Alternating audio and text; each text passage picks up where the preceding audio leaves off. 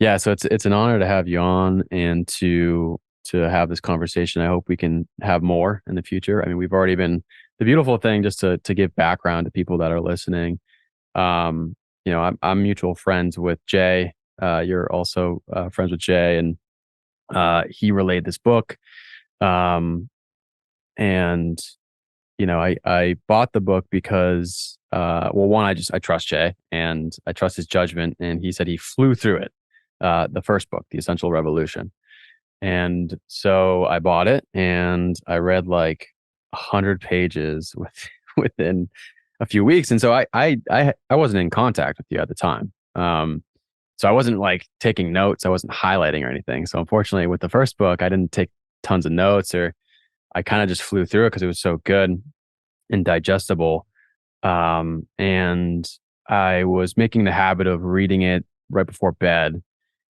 And I think it was a weekend. I woke up in the morning and it just one passage of a chapter just stuck with me, and I just felt the call to share it on Instagram. And so I did that. I read out loud like almost a full page, and Jay had sent it to you, and I had no idea you even had social media. I didn't even know if you were present online. Hmm. And Barely. a few people reached out to me. You reached out to me, and I was like, "Holy shit, this is super cool!" The author of this amazing book is, saying I think it was my thanks. girlfriend that reached Yeah, out to you first, right? Yeah. yeah, yeah, yeah. And so, um, ever since then, we've exchanged a lot of voice notes back and forth, which has been super cool just to hear your wisdom, to get to know you better, and um, to just chat. And I mean, like yesterday, sending back and forth. I'm sure we'll get into that too. Some of the music rabbit holes with Ren and his band, which the name of the band is, I think, The Big Push, right? um, and how it was pretty captivating to see his genius and whatnot. So, anyways, um, been loving your books. I loved The Essential Revolution. Bought the second one before I even finished The Essential Revolution. I'm about. I got past.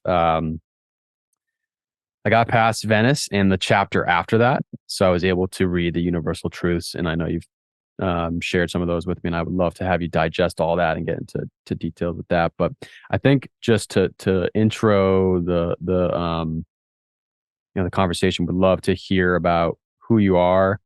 Maybe just give a brief description of the books, what's to come with the books, and yeah, wherever you'd like to start.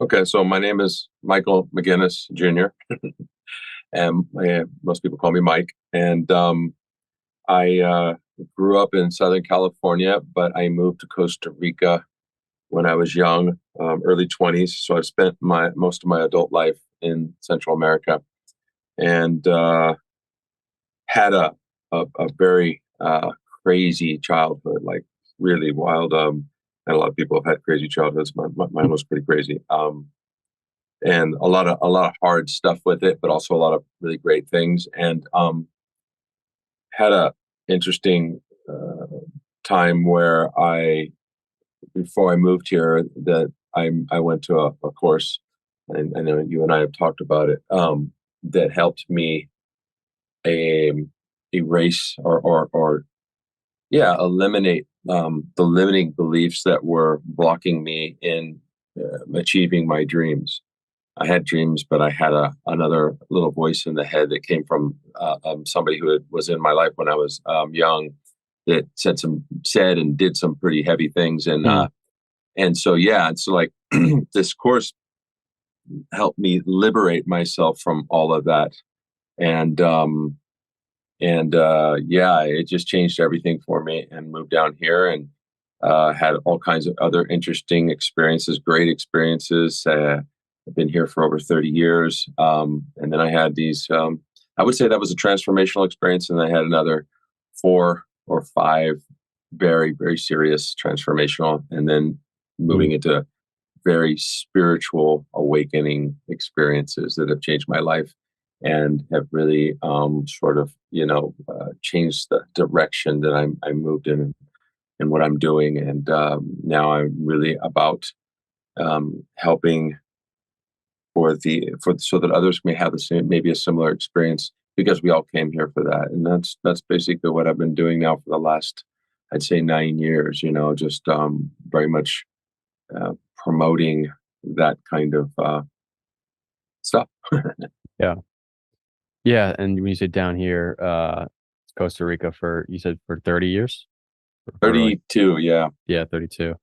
Um, yeah, I've had the pleasure of going to Costa Rica for the first time, for a retreat with Jay and some other men and, having my first pretty profound, you can call it spiritual awakening, or at least, an experience that provides you with a embodiment of, okay, there's more there's more to this reality than, I could even imagine, prior. So, um, you know, my direction has drastically changed, and I think I shared this with you, um, in our voice notes and our conversations back and forth through WhatsApp, and, how I think what I stated to you was that even before I think COVID was what really woke me up to society, and, like, I was already kind of on this self-improvement path, really trying to improve my own health, my perspective, reading a lot, just doing different things. And when COVID occurred and kind of all this social calamity, and you've got COVID, the media blasting COVID.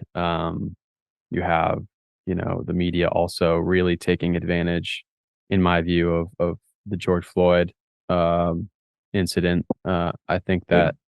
that, there was a lot of just that, and then that escalated to defunding the police and all these different things. In your book, what's interesting, it's a fictitious book, and you intertwine a lot of these different things. All of these, things that are happening in real life, but you bring it into the book, and you might have a little tweak to it, right? Like you call, instead of COVID-19, I think it's trying to remember what it OV was. OV OV-19. Well, OV-19, it's and also an ocular virus. It yeah, it comes to the eyes, and you have to wear yeah, goggles.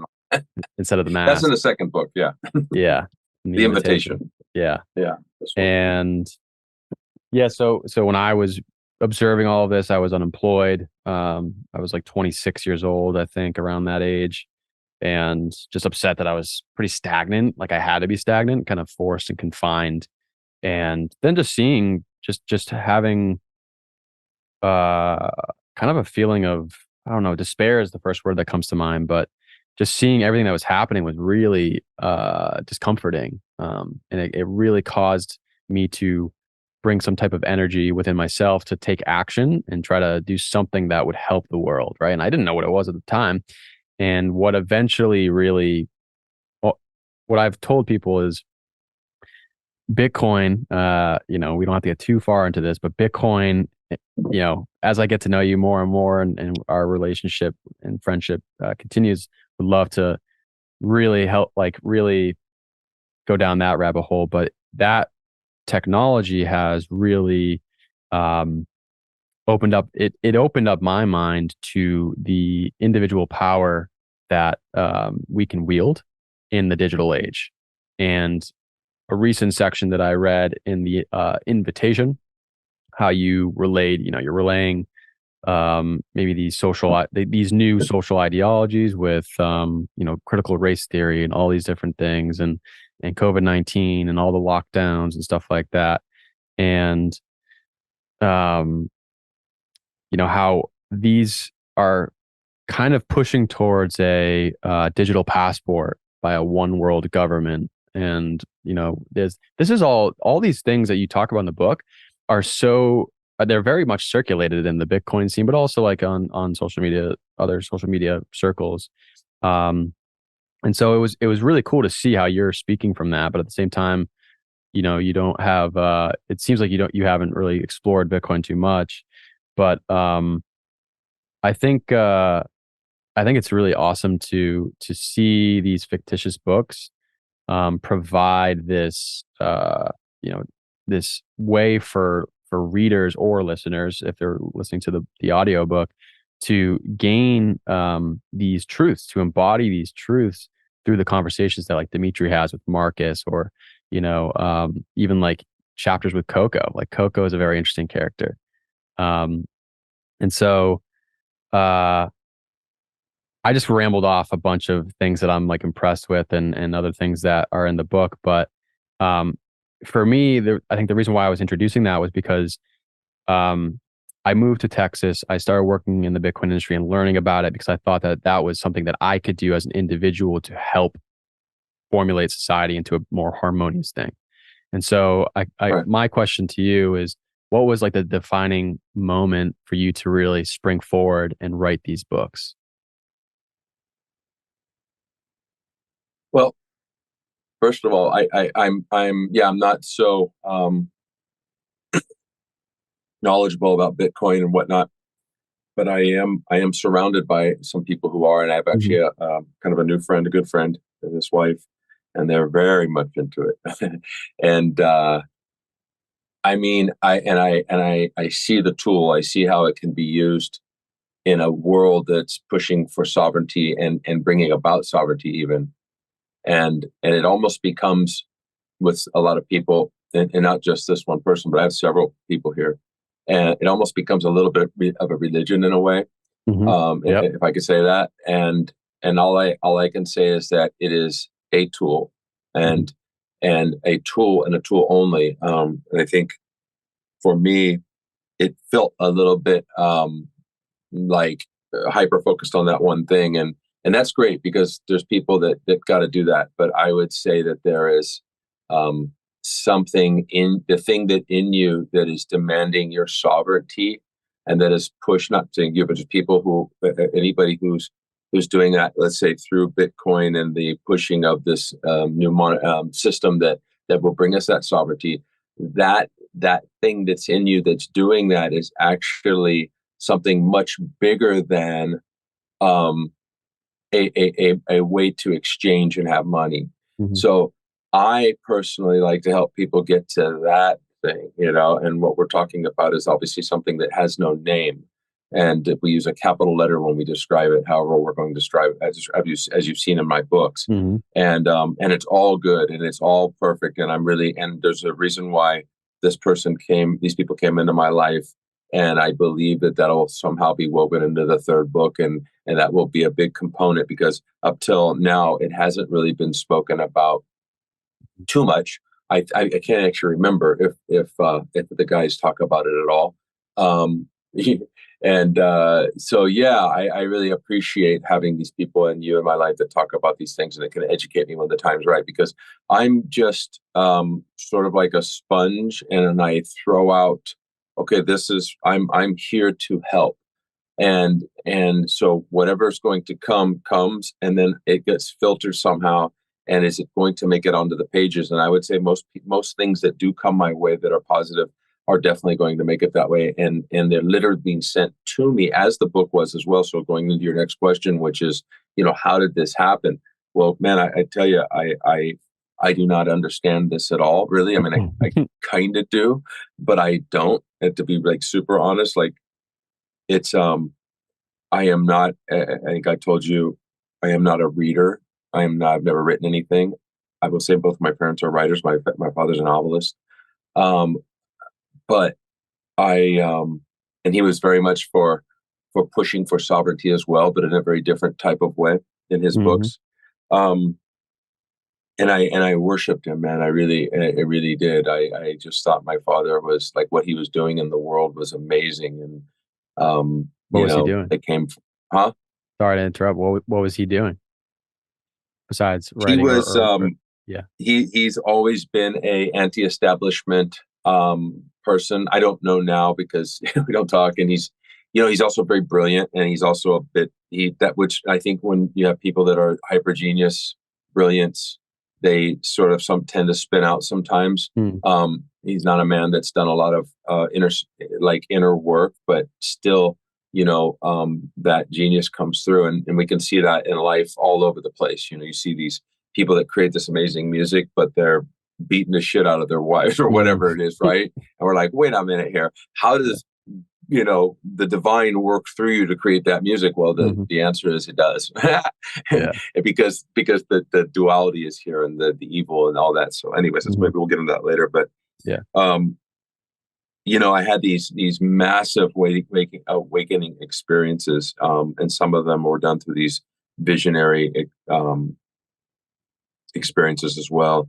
And I was shown some things about a piece of technology that would do this and that, and I'm like, wow, that's very interesting, and and all these different visions.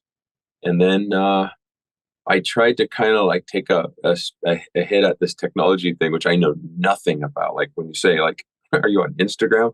Yeah, I'm on Instagram because other people like go out there and do things for me to help me, and I, Hmm. look at it every once in a while, but I don't understand it. I took a crack at it, that didn't work. And then I'm like, hey, I tried, and I literally have like a conversation with, and literally I talk and it talks back. I know it sounds, and it does to everybody. For us to not understand, I get it. It sounds crazy, but it does. And and then so and one day I'm literally like, I think I was down here on the road walking, and all of a sudden this story comes to the top of my head, like, no, no, no, no, no, no, no. Mm. And I hit it. Now you're going to write a novel. I'm like, oh, no, no, no, I'm not. That's a great story and everything, but I do not know how to write. Yeah, you do. No, I don't. Yeah, you do. Okay, so then I went and I did it, man, and I'll tell you, it's weird because it's just comes through me. So it's just not a lot of effort. I mean, you could call effort sitting, having to sit and go like this, and Hmm. all that, but it's not. I never have this thing where there's a what do you call it, a writer's block. Never experienced it once in my life, like during this whole process, once in my life. This is the only time I've ever written. So it just goes boom and flows through me, and it's really interesting. I'll finish a book, and like I'm really glad I finished it and it's out. But then there's this weird feeling inside of me that like I'm a nobody until I finish the second the next book. Yeah. And I don't understand that. So it's so addictive in a weird way to create. And I was never, I mean, I would say I was never a creator before, but I created restaurants and things like that. And like, I had like a shrine to Elvis Presley that you could walk inside, and I had all kinds of funky things like that. So I was creative, I guess. But man, now it's like finding this outlet for creativity has changed everything in my life, and it came just at the right time because I used to be very addicted to surfing really big waves, Hmm. we do the toe-in thing with the skis, and then my back had issues with my back during the writing process. It was almost like, okay, guess what? Now you're going to sit in the chair and you're going to write. You're not going to go out and do this big wave surfing. I'm old now. I'm older, but I am starting to get back. I really do have a desire to get back out there and Yeah. get barreled again. So yeah, man, that's how it kind of happened. And I don't know if that answered the question, Yeah. but Yeah, yeah, it did. There's a lot of different threads that came to my mind as you went through that. And so one, perfectly, I think it's great to be skeptical of Bitcoin, especially because it does seem like there is a religion around it. So it's I think healthy to have a skepticism when you see maybe a cult like type of behavior and whatnot. And so I totally understand that.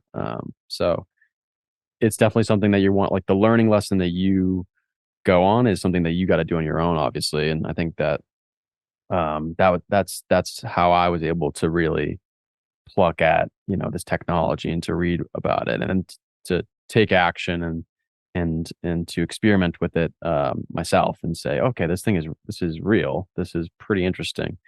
And then on your comment of how this book is just, I mean, I've heard you say this a few times through our own personal conversations, how this book has just flown, it's come through you and you don't really know, like it doesn't feel like you are writing it, which is, I've written a few times, not as much, but I have been into music for some time. Started playing drums when I was 8, and I was in a band like growing up, and then eventually stopped when I was pretty young. And I'm, I'm everything happens for a reason, and that's I think one of the universal truths that you depict in yeah, the seven universal truths. Um, but I've had moments of actually producing music, so electronically. I mean, it's like a software that I use, and there's been multiple moments where it doesn't feel like I'm putting a conscious effort. It does feel like it's some source that is coming through me and flowing through me and everything that I'm creating and critiquing. And I would say that this is not a weird thing to even express or to share because there's so many. I mean, I think every major artist, every single person that's creative that really follows their own natural creativity, like this is just the feeling that they get. It's like it's almost like a release. It's like a release of a flow state that does not really require like, oh, like conscious, maybe like structured, like overly structured thought. It's just like this effortless creation, which is so cool that this kind of came to you at the right time as well, because surfing is. I've also thought about how surfing can be a release as well, because um kind of out there on your own, you're in nature and you're flowing with the physics of the ocean. And I mean, I'm sure uh that was hard to leave if it's something you've been like a big surfer growing up. Long time, many, many years, man. Yeah. Yeah. Yeah. Yeah. Yeah. I mean, music has also like come a big part of my life as far as like, and even I don't know if you got to the part in the book. I just pulled it up here. Mm, And it's I think this is Zach say yeah, Zach saying this. He says and I got this just to be clear, I got this from Jordan Peterson in a yeah. way. I heard him say something like this. And this guy says, for D was music was a religious experience.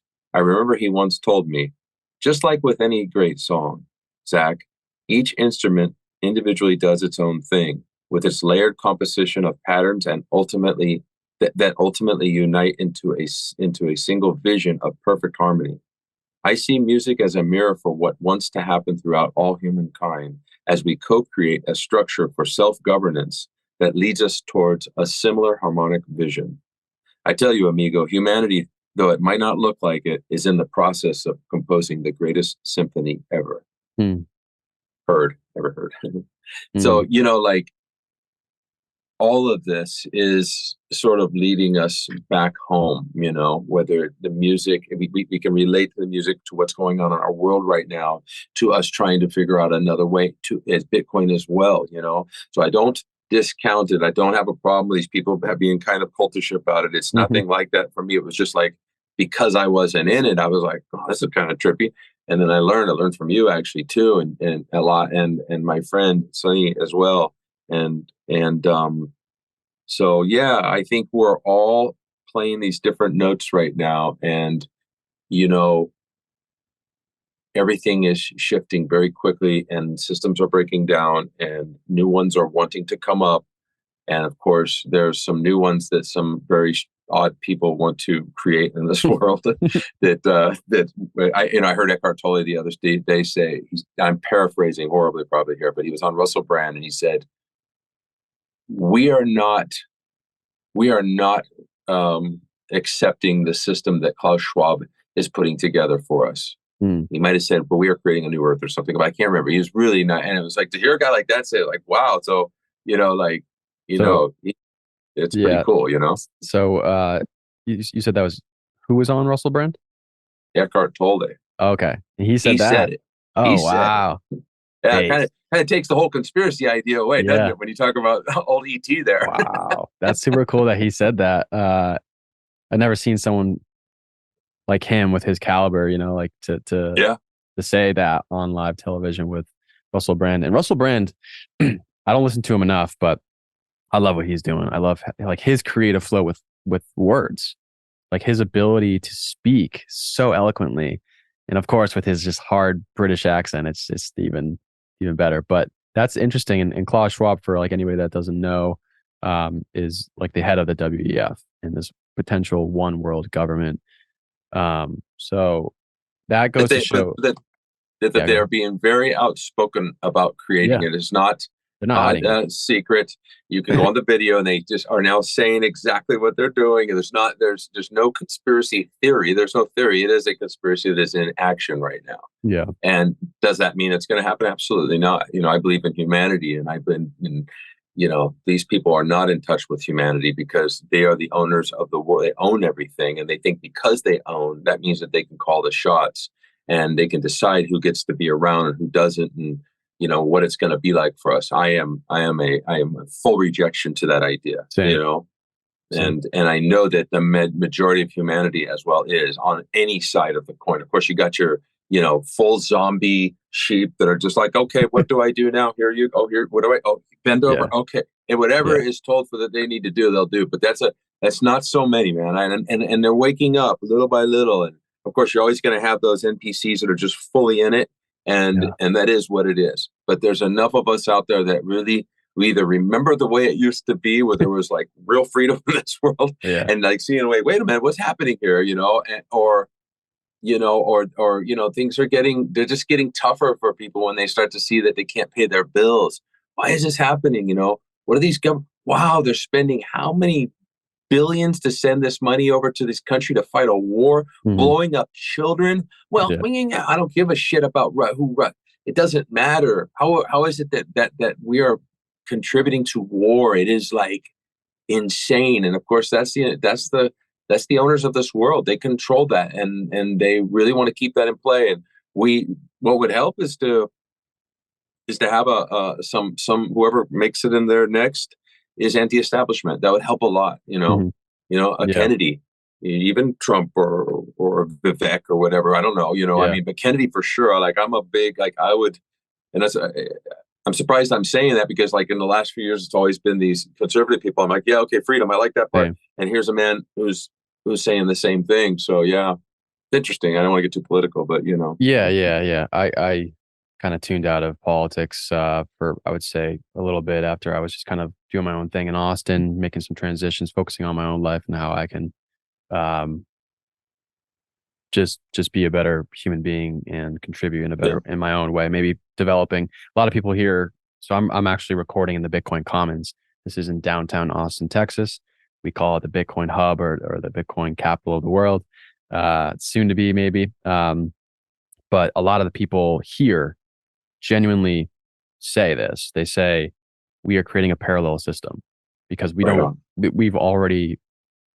we've seen the things that are happening in the media. We see what's happening outside in society that we just don't necessarily we don't know if we're going to be able to stop them, but we can do what we can to Yeah, create our own system. And for instance, like you've shared online that you're creating your own food sovereignty program. Like that's also like super important, right? Like a lot of the food system, the Meat Mafia guys, it's a podcast. They shoot here as well. They record their podcast here as well. And so they're also focused on promoting through their own media platform a better, more improved, wholesome not wholesome. I think that's more nourishing and regenerative system for our food industry here in America and the United States.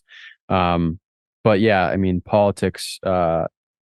Some people I do hear sometimes, as of late, people have lost all hope. They don't really care. Whoever's in that position as president of the United States, it doesn't even matter because the system at large is already like really corrupted. And I think I understand that, and I understand the other side of saying, but still, like if you had someone like Kennedy, if you had someone else in the presidential, position that was anti-establishment, and maybe trying to bring more harmony to the world, I think that would still have a huge impact. So I definitely agree with all your sentiment there because I've leaned I've always been independent, so I don't know. Right now. Um but yeah, anyways, I wanna get more into the book. And I think that when I took a note down, I think this was in the invitation. It could have been actually no, it might have been the Essential Revolution. Do you recall the internal your description of the internal guidance system? IGS. Yeah, it's in both books. It's in both books. Okay. I might have discovered it first, obviously in the first book, but I don't think I've gotten to it in the invitation. Would you mind getting into detail about that? I actually trying to recall exactly where in the first book you introduced it, but it's something that I remember. I thought it was pretty fascinating to read, and would love to hear more about it and to share if you Yeah, recall. so in the book, Dimitri calls something IGS, the internal guidance system. And what he's saying is that we all have the guidance in us already. We already know what to do, what's correct. And so in other instances, he might call it the whisper. And so I the way I would I would say that most of humanity's IGS has been hacked, or or it's being blocked by a bunch of gunk, we'll call it, if you look at it that way. And so the cleaning of one's mind, of the programming, the cleaning of one's soul, and just all of it, and really, it's mind, body, and spirit, mind, body, and soul, however you want to look at it. And we start to really clean up our lives in all these different ways. The internal guidance system will become very um, reachable, and you'll be able to hear it. You'll be able to, it'll be there for you. It's there. It's always been there. And I'm sure many people know what I'm talking about right now. And then there's, like, with that, something that we call the whisper, and that's that little voice. And I really, I can really hear it a lot. And guess what? I don't follow it a lot. I get in all kinds of trouble when I don't. And it'll just, like, literally say, no, take that road, and I'm like, or whatever it is, right? And I'm like, no, I don't, I just ignore it. Like, I hear this. And then later on, I'm like, my God, it said it. And I did this other thing. And so, yeah, and it's just more cleaning on my part, more reverence to the inner workings of our being, and me doing that more cleaning, and listening, and not being so fast in life. Slow it down a little bit, at least in here. And so, yeah, that's what it is, and we all have it, and it's very, I mean, children really are lit up with it, and Mhm. but they're coming in and they're getting programs. So, I think we all came here we come in with zero programming from the divine, and then we become programmed, and then our whole life, the rest of our life, we spend trying to deprogram if we step on the road to spiritual awakening. And once you do that, you've had an experience of some kind, like, wow, then you're on it. Like, at least for me, that's the way it was. And I'm not getting off. I fall, yes, but I get right back up, dust Mhm. myself off, say I'm sorry to whoever I got to say I'm sorry to, and move on, and just keep trying to do better. And not everybody, that's what we came here for. It doesn't mean that we're going to all do it. Some people will go to their grave dead asleep, Mm. and it was supposed to be that way for some reason, because their soul's incarnation. They're going to have to come down another round and do those things again and again and suffer. And I'm sure, who knows how many times this has happened with me, and how many times I'm still falling, in different ways. And I have my unconsciousness, and who knows what I'm going to, and when I leave, what needs to still be worked out, come back and do it again or not. I mean, I'm not here to say whether, when ascension happens for me or anyone. That's an individual thing, and it's up to I don't know, a force that's quite powerful, Mm. much bigger than the little me sitting. I'm not, Yeah. the appearance of a little me sitting here, right here, with my, limited brain power at the moment. As Mhm. I try to open and increase. Yeah. I I question what is the most, so the first question that comes to me is how can the average human being, let's say in a developed world, um in the United States, how can they, um for some people that have, maybe they're around my age, 30 years old, or in their 20s, or maybe even a little older, and I would say that programming has become a little bit more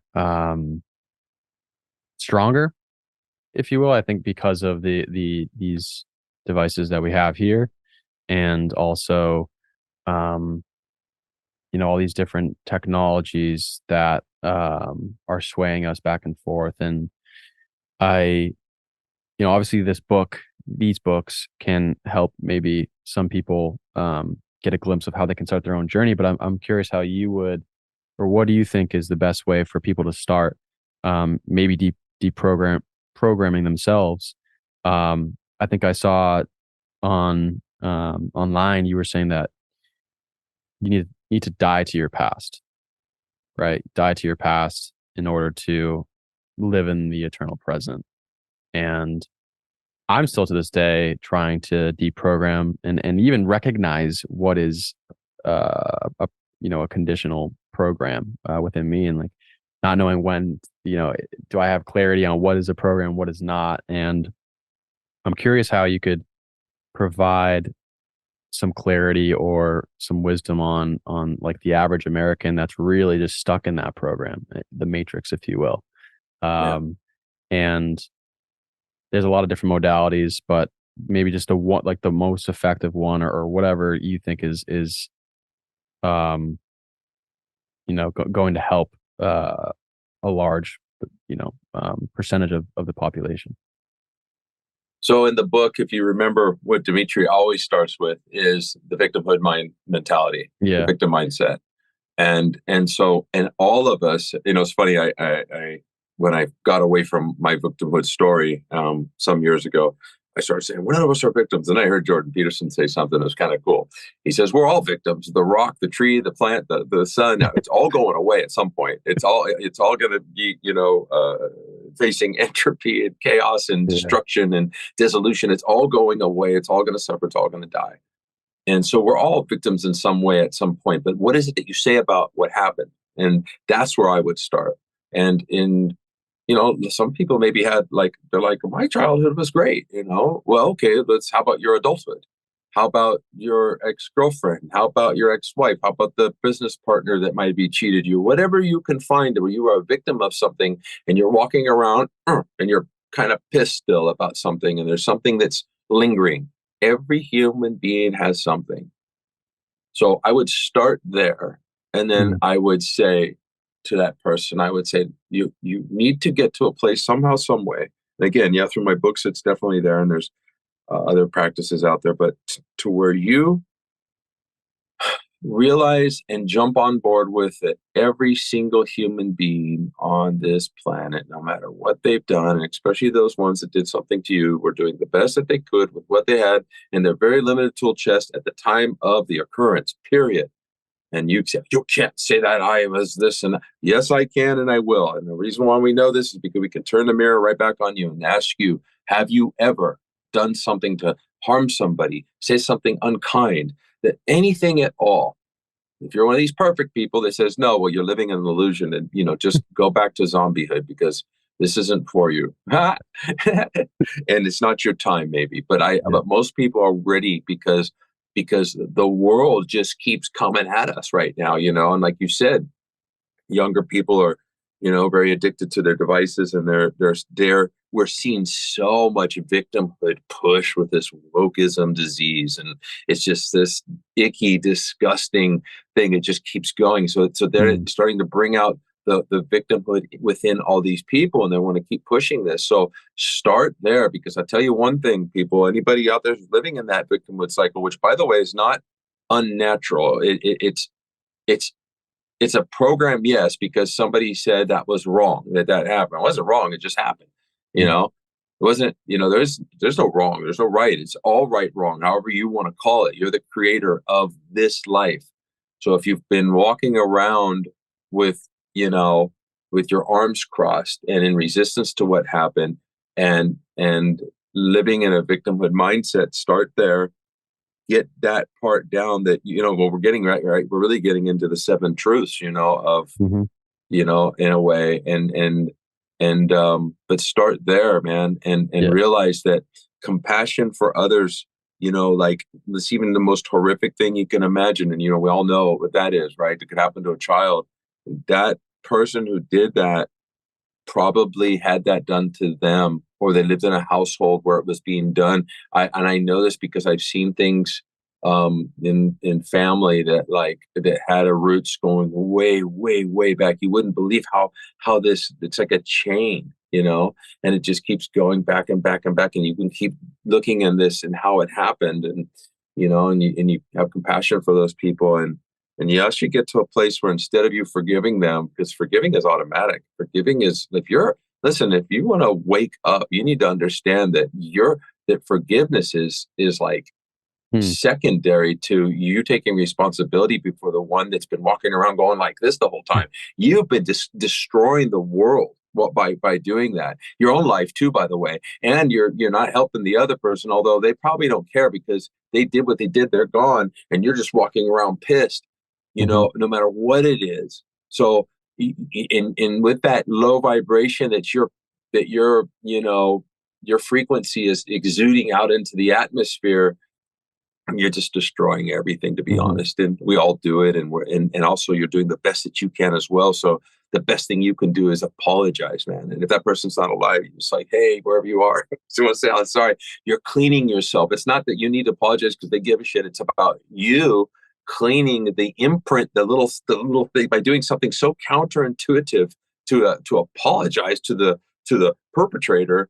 Is like, wait a minute, who does that? And once you get it and you do it authentically, obviously you're like, Hmm. wow, God, I've been blaming this guy or girl for all this time. And Hmm. wait, man, I'm sorry, I this whole time. And if you do say it to them, they might be like, oh gosh, I know what I did. Doesn't matter. This is for you. It's not for them. Yeah. And you can start there. It's Ho'oponopono. I'm sorry. Please forgive you. Please forgive me. Thank you. I love you. Hmm. And it's very powerful, and you start there, and you watch what happens in your life once you do Hmm. something like that, and how you can literally feel everything shift.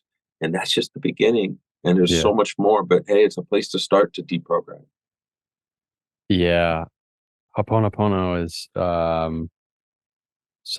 it's utilized in the book, but I heard it for the first time speaking to a friend. Her name's Allie B. She was on the podcast and she talked about it. That was the first time I heard this this practice, if you will. I think it's a Hawaiian Yeah. spiritual methodology. Yeah. And it's I'm sorry, please forgive me, thank you, I love you. And it would feel so weird if, let's say, you had a family member that abused you in some form, right? And you think, why would I go up to that family member that abused me at a very young age, maybe in which you were pure and you were innocent, and it then those actions by that family member um, kind of spiraled yourself into this even more, just into more chaos and havoc for yourself because you just Yeah. didn't know, like, there was just certain things that you didn't understand, and your actions were then maybe perverse because of what happened and whatever. Um, to think that you would go up to that person that abused you and say, "I'm sorry, please forgive me, thank you, I love you," it would sound kind of crazy to, or like you're not, like, that doesn't seem like a. Well, in the practice, by the way, we're sort of bastardizing the practice because the practice is actually much more profound than what I'm explaining. I'm explaining and Mm, using it on a level of what someone else has done or what on our yeah. human level, but it is quite the heavy practice if you really want to get into it. But like, let's just bring it back to this. It only sounds crazy because yeah, it would only sound crazy because you haven't got to the aha moment where you go, oh Mhm. God, I see it now. I've been blaming this person that was doing the best that they could, and all I've done is destroy my own life. Mhm. I have to say I'm sorry. Like it has to come Yeah. from that. It can't come from like, okay, Mike said it. Hi, and it's not going to work, man. You've got to get that person at that moment was doing the best. Period. And they don't know whether they know better or they don't. They were still doing their best because Mhm. this shit was like programmed into them somehow, and they're doing it. And let's take Mm. away the horrific stuff and bring it to the lighter stuff too. The husband that cheated or the wife that cheated, the whatever, the person that stole from you, same thing. And if you've been walking around blaming, you've been destroying your life. It's how you get out of that now. You get out of it by going up there and doing that but you got to realize, oh shit, I'm at cause here. My perception told me that was wrong and I'm right. Well, great. How good does it feel to be right, man? How you been doing with that? Did it change anything? Mm, No, it made it worse. And so it has to have the aha with it, you know. And hmm what the reason why I say that it works so well for people is because let's say there's like a little chip in us that's like telling us this was terrible, that was wrong, he did bad, I'm good, they're bad, I'm the one up here. That thing sits in there. Like, look, you got to start like realizing that like there's like whether or not there's actually a chip in there, but you can imagine it like that there's something in me that's so stuck that I'm walking around pissed off that in order for me to remove it, I've got to do something kind of weird here. And mm, what's the weirdest thing you could do, other than like realizing, oh my God, I'm responsible. hmm I got to go up and say this. And then when you say it, usually 9 times out of 10, when I've had things come up, and I use it the lightest thing you can imagine. I mean, like if I, my ego erupted like a few years ago, something happened. I was at a parking thing. I was trying to park my car. And there was this big event. And this guy says, "Oh, you give parking guys, you can't start park there." And I go, "I'm parking here," because it's in this little town that like I had a big part in creating. And it was like in front of a business that I created and I owned, and the owners own me. It's not a problem. And I actually threw out do you know who I am? Oh God. I actually mm. said that to the guy and I walked away and he's like, and as soon as I said that, and I said, I'll just talk to Steve, who was the owner of the new, and like, the guy shrunk. And then I felt so terrible inside. I walked away.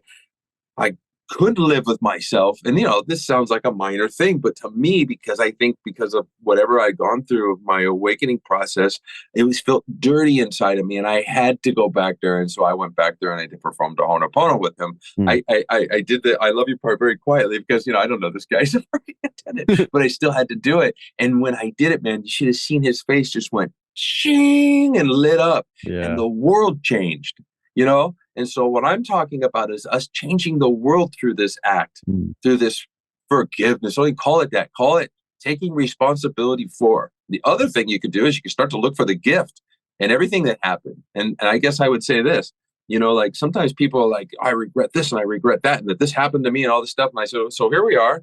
We're at this little retreat here and I'm speaking and we're like all going through this awakening process. You must really hate your life. And they're like, well, no, I go, well, you have to. And they're like, why? You say that? I said, because if that wouldn't happen, you wouldn't be sitting here right now having an awakening experience, my friend, because that's how things work, right? Everything affects everything. Everything affects everything. Think about how hmm it is. One movement. They say, what is it that when a butterfly flaps its wings and in the States, it affects a tornado in China. It's like but it's true. Everything affects everything. Everything you did back there changed your life. You wouldn't be that. You wouldn't have the kids you have. Nothing would be the same right now if that didn't happen when you were a child. So do you just hate having them kids? No, I love my kids. Okay, great. Because then everything happened perfectly, my friend. mm, Got to get on board with that. mm. Doesn't mean you can't change shit. Like if things are happening now, I'm not gonna start go, oh, this is perfect. They're taking away our, oh, they're gonna pin us down and they're gonna make us do this. Oh, no, no, no, no. That's not what I'm saying. Present moment. There's a firm no. I think Eckhart Tolle calls it like a firm no. Boom. You just stand on and we can change things, Mhm. And that's what we came here for. We came here to create, to shift things, to make things better. That's what we're hardwired to do. Is really a beautiful thing going on in this world right now. As crazy and as hard as it sounds, it actually is perfect. This system is going to fall. It has to fall. Unfortunately, there's a lot of suffering that comes along with it. If we think about it now, maybe there's some intervention that happens or something. I don't know what it looks like, man. And don't think I don't sit here and try to figure it out because I'm writing about this stuff. And but I really like what Charles Eisenstein does and what he says, and he's with this thing called the gift economy. But I also really like the idea of Bitcoin. I mean, I think it's a great. It is as you guys say it is a major component in a new world. Mhm. Absolutely, Mm. absolutely. Because it's not like we're going to get to this thing called a gift economy overnight, but Yeah. we do have to take the reins back from this world, from the players who are trying. And Bitcoin is definitely, I can see it, man. I just haven't jumped in myself, Mhm. you know? Yeah, just to comment on the Ho'oponopono, I think my whole entire life, I've never done the four phrases, right? Like all together. Like as a kid though, I knew whenever I was in the wrong, and I would always what I used to do was I'd write notes as a young child. I would write notes to my father or to my parent because I was so nervous at the time. And that was kind of due to other things that happened. Like I didn't like confrontation as a young child. I dealt with that, and so I would write notes instead and just say I'm sorry. And my whoever if it was like my grandparents or my father, and they would write back and say it's okay, like I love you, and how great it would feel, right? It would feel so good, and it's like that wouldn't like that bad feeling what initiated the bad feeling wouldn't that bad feeling wouldn't go away if I didn't resolve it and close that loop with I'm sorry. And so the four phrases really, I think, it is powerful, and I plan on practicing it as with with uh authenticity, not just saying it, blah blah blah blah blah, like I love it, just saying it really quickly. um and then yeah, just one more comment on Bitcoin. I think that to just for the example of putting your book out here more, um you've got a lot of information that I would argue, and I think you may agree, um is waking people up, and the people that are at power don't want that to happen, right? Maybe certain people in power don't want that to happen. And I mean, I've seen countless incidents of people being censored on Instagram. It's so easy for them to censor you on Instagram, on Facebook. Right now, it's not Twitter anymore, it's X, but supposedly Elon's getting better with that.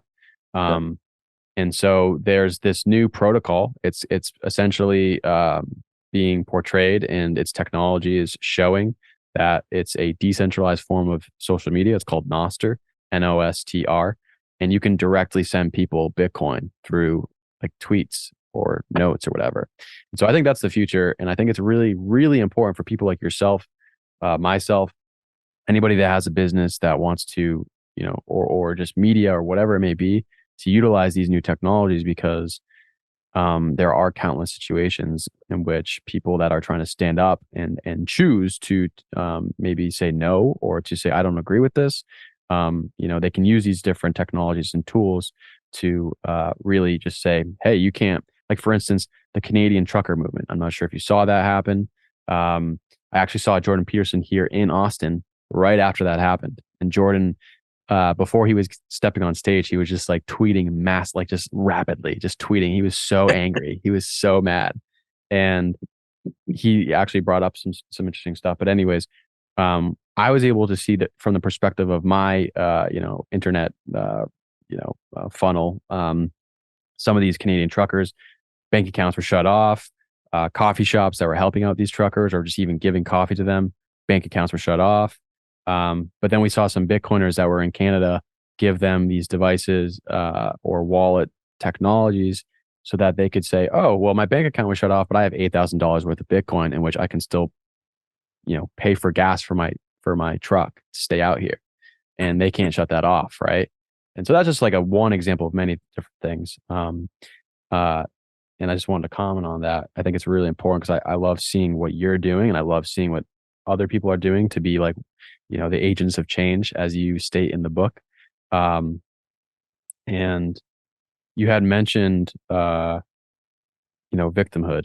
Um, and I've seen you share this, the victimhood, uh, the parasitic victimhood triad. Am I saying that? Yeah. EVT. Yeah. Yeah. It's Dimitri's thing. Yeah. Yeah, but I think it was really helpful to see how you displayed. You also put it on your Instagram. You have a video on your Instagram showing it too. It's like a Oh, is it? triangle. Okay. Yeah. Yeah. Yeah. Oh, yeah. Yeah. Yeah. Yeah. And so could you just get in, I mean, you kind of lightly touched on that, but could you get more into this, triangle depiction of the victim parasitic triad where, it could be wokeism, it could be other ideologies that are affecting people to, kind of bring down or continue with this lower frequency of living. Yeah. I would say that wokeism is the umbrella which all of these other ones, which is all these low vibration frequency outputs are living under. So we just talk about wokeism for a moment. Wokeism is described by the parasitic victim triad as a triangle. You can look at it that way. And we would say that, of course, we have to have the victim, and here's the victim.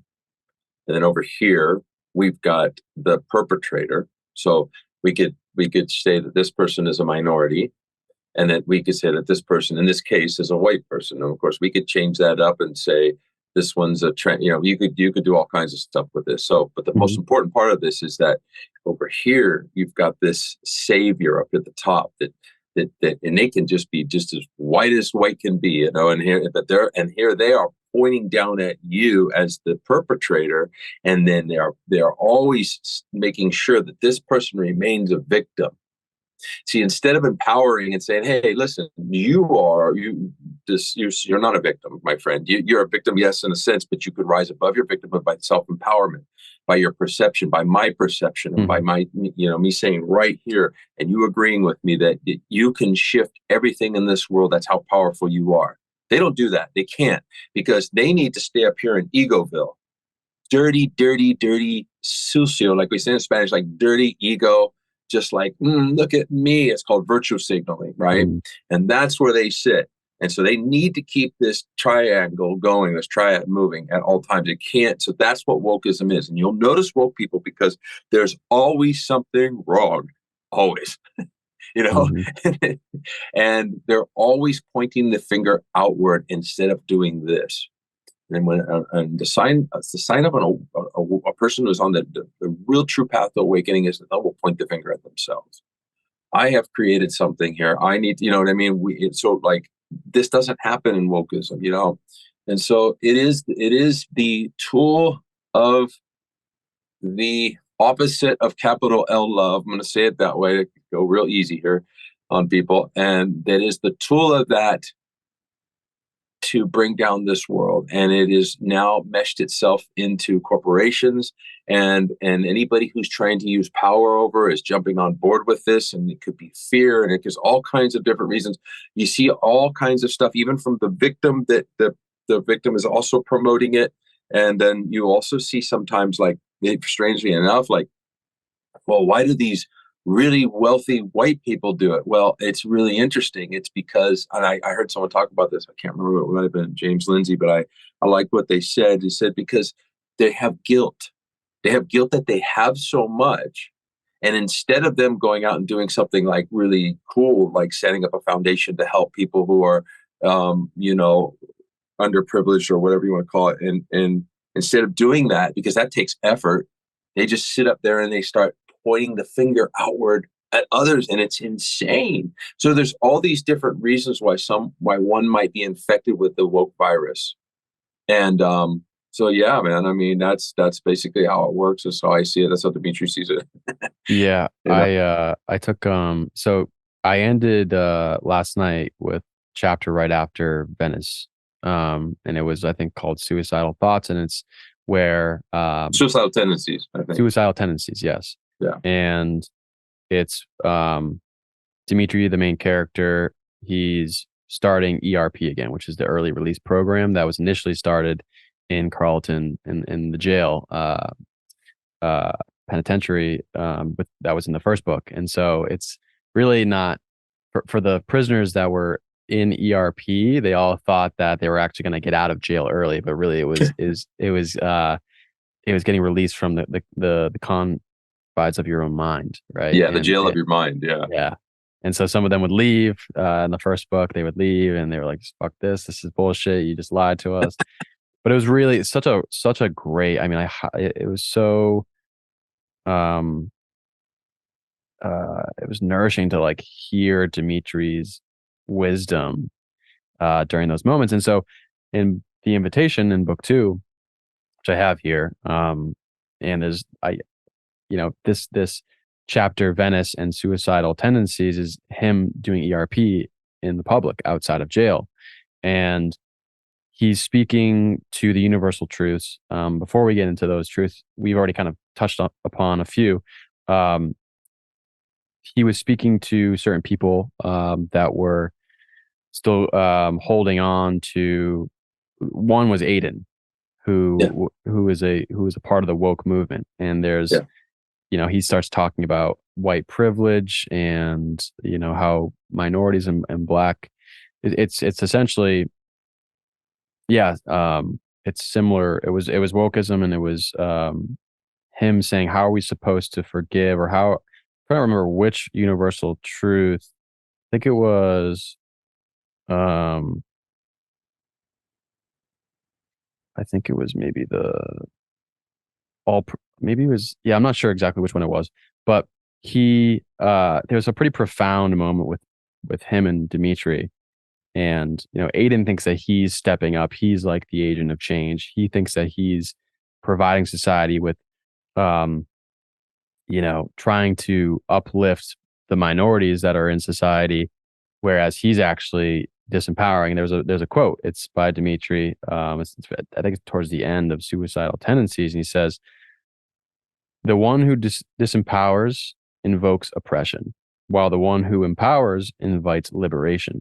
The reason you disempower is because your polluted ego believes that if it keeps others down, you'll remain the savior," which is going back to the victim uh, tri- um, triangle there. And um, yeah, there was another part of that. It was going towards like wokeism and how it's been somewhat associated with Black Lives Matter, which a lot of people would kind of get startled by even me saying that. I've actually tried to talk to people about like how Black Lives Matter has become like an ideology that, as you were saying, corporations and other, bigger entities have embodied.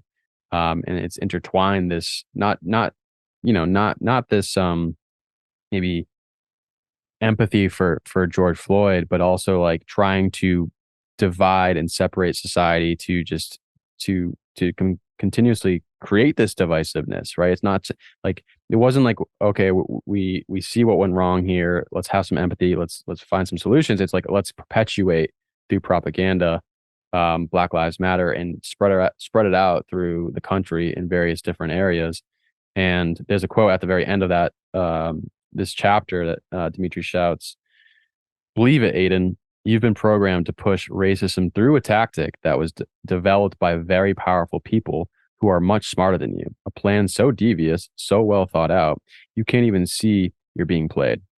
You've become a pawn in a game of chess that's being won by the kind of people you speak out against, and yet you have no idea who they are." And Aiden was just like, "This is bullshit." And it was a really powerful moment. It was a really powerful, because, when I was, like I said, going back to COVID and the Black Lives Matter, just observing all that, it felt so wrong within me to say, oh, because I'm white, I should be essentially like kneeling, right? I should be Yeah. kneeling. I should be apologizing to everybody. What is wrong with me? It was just like, I immediately was like, fuck that. That's, I can still have empathy. I can still be a good person. I can still be conscientious. I can be balanced. I can constantly shape my character and become stronger. But um, it's like, so that I just wanted to provide that example because it kind of, I think, it flowed well with what you were just, you were describing the victim, parasitic triad. I think that's how you say it. And I want to kind of show a real example within the book. And I mean, there's just so many different conversations like that, that are so amazing, right? I mean, there's conversations with Coco, and Coco is, an African American male, but identifies as a female, I think. No, Uh, Coco's actually from Filipino Mexican. okay, Filipino Yeah. Mexican. Yeah. Uh, is transgender potentially? I'm trying to remember. No, he's one of those people that says, I identify as a woman, Yeah, yeah, at the yeah. beginning. Yeah, that's what he or she is doing. Yeah. Yeah. And so Dimitri and other people have conversations with her. And like, that's another thing. Like, Coco is just saying how we need to like essentially like we need to program all young children to understand, like we need to defund the police and critical race theory. And that's like something that's actually happening. I mean, defunding the police happened. I don't know if it's still Yeah. happening. It happened here in Austin, Texas. It happened in many other cities during a moment, which is, it's so insane. But we wanted to defund the police when social chaos was enraging here in the United States. Yeah. It's crazy. It's like, I don't, and I think people don't think it's crazy because they see these channels, these funnels of information on social media and like, oh yeah, this is what we should do, but they don't go out into reality and see like, yeah, this is a fucking terrible idea. You know, you Yeah. see San Francisco and you see all these companies leaving, you see all these people leaving and fleeing California. San Francisco, the Bay Area was like known to be like a really like top-notch place to be in the just in the world. And now crime and homelessness and tons of things are going, they're skyrocketing. And we want Yeah. to defund the police. We don't want to charge crime. I mean, so it's really powerful to display all of what I'm mentioning here. This is all displayed in this fictitious in these books in the invitation, and um, I think you did it pretty skillfully. It's pretty amazing. Yeah, I actually pulled this little piece out here from what's it called? Grand let me see. Grand Wizards and Grand Wizards and Snowflakes. yeah, Triggly And it's Puffs. and it's with Aiden, this guy who's, sitting there, got his arms crossed, and Yeah, he's pretty pissed off. Did you remember that one? yeah. So that was I think. Oh, so that's the one that I'm okay. So yeah, You want me to it read is that? that's the one that I was reading from. Yeah. Suicidal tendencies was another That's another one. But the patient. thing that he says here is kind of interesting. What Dimitri, how he answers him. So you want me Yeah. to read it real quick? Sure. Yeah. Go ahead. Yeah. So they're at this. There's some people who don't know, they're here in Venice, and they've created this program where all these people are crowding around, sitting on the grass, listening to Dimitri talk. And there's this guy with this OBLM button, which is only Black Lives Matter in my book, Yeah. and the guy's like, another hand went up. It says it belonged to a clean cut white man in his early 30s, well dressed, a bit out of place for the beach. He was using OP, which is ocular protection. So it'd be the Mhm. equivalent of him having a mask on out there and, out on the beach where there's no threat, obviously. He was using OP, ocular protection, has got his goggles on, and had an OBLM button clipped on the pocket of his dress shirt. I noticed he was breathing heavily. How do you expect me to reach the state of bliss you talk about with all the oppression in the world? We live in a country that was founded on racism and slavery and still run by privileged toxic white men whose only interest is to keep the black man down while preserving the Caucasian patriarchy. How can we sit here and say we choose this when certain people have an unfair advantage? I know that I, along with every other white person, am responsible. We therefore must make amends, take a knee, and apologize for our whiteness. It's the only way to heal the discrimination that's rampant in this country. And Dimitri says, first off, hi, my name's Dimitri. What's your name? He said in his goofy Dimitri voice. Aiden, sorry. Well, Aiden, I don't expect you to reach this state of bliss. I don't expect that for 1 minute. Aiden looked confused. Okay, I'll word it differently. How am I supposed to get there with all that's happened and is happening to others? You're not, he said with zero hesitation, now using his point blank, no nonsense Dimitri voice. Aiden stared silently at Dimitri, who's just stared back. I'm not? No, and I'll go a step further and say that you actually can't. Now the disgruntled Aiden sat up straight. You see, now you're contradicting yourself, Dimitri. You said we all came here for this. So Dimitri claims that we've all come to planet Earth to have an awakening, which is true. No contradiction, Aiden. We did, but you can't. Dimitri paused to make sure Aiden was good and angry, pushing his buttons. Not in the state that you're in, not in the state that you're in right now, anyway.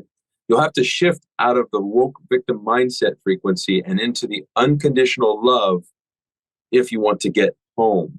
That's HOME, heaven on Mother Earth, in case you were wondering, Aiden. That goes for all of us, he addressed the crowd. Remember the first universal truth, people. If you are not acknowledging the imperfect perfection in the chosen life path of yourself or another, you will not be led into the kingdom.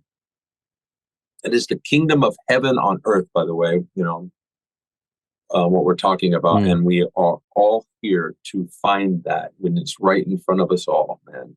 Yeah. Yeah. And yeah. So this is the chapter that I was also referring to. I was reading along while you're doing it's a good that. one, right? Yeah. It's It's going to make very many woke people angry. I know that. Yeah. Okay. Oh, for sure. Oh, for sure. All right. But that was I'm glad that I read it last night because Yeah. you were telling me to get to Venice, and so I read Venice, and I was like, oh wait, the ending, the maybe the last three universal truths are in the next chapter. Right. So Right. I sent you the so whole list. Yeah. yeah, which I have right here. So do you want to speak to those? Do you want to kind of like go Sure. through those right now? Yeah. Do you want to? I don't have them pulled up, but you Yeah, I've could. got them. Yeah, give me one sec. Okay. So So these are called Dimitri Tanameo's Seven Universal Truths to a Life Worth Living. That's the title. That's what they're okay, called. so yeah, the first one. Somehow, some way, each one of us has chosen our own unique, unchosen, chosen experience. Therefore, all things that happen to us actually happen for us. Now, that might confuse some people, maybe. Sure. Do you mind? Do you want to provide some Sure. details? So what he's saying is that we all came here to planet Earth, um, choosing the experiences that are coming here for us. And in when he says it's unchosen, it's because it appears that it's been unchosen. Like these things are happening to us and we don't know why. But we this is all part of a plan before we came here. And so then therefore everything that happens to us is actually happening for us because these things that we chose to happen are here to help us grow and learn. Now what one would say, and I think it's said later on in the book, I think there's a chapter called there's like about the Bo Jogan show. You can imagine what that really means. And they ask that, he says, well, wait a minute, so where's the proof of that? And he says there is none. He's all, you choose to know that. See, so we are the creators of this experience. And I choose to know that about, where's the empirical proof? I don't have it. That's okay. I choose that knowing. So therefore I live my life in a way knowing that I have chosen this and that everything is happening and it's supposed to happen like it did. Doesn't mean I can't stand in the middle and go, wait a minute, we're going to shift this. But the things that have happened to me happened for a reason, and I chose it, and it happened for me, and I'm going to learn from it. I'm going to be a better person, and I also am thankful for the right now because it couldn't have happened without that. Does that make sense? Mm-hmm. Yeah, yeah, and the second one is we all want to experience the love that we are, with a capital L. Yeah. Do you want to speak to So that one? that means we all came here to experience the capital L love, meaning, we're talking about something that's undescribable, that is so big, and where we came from. And that is, that the word is quite hard for some people to hear. And I understand because I used to be a card carrying atheist. Mhm.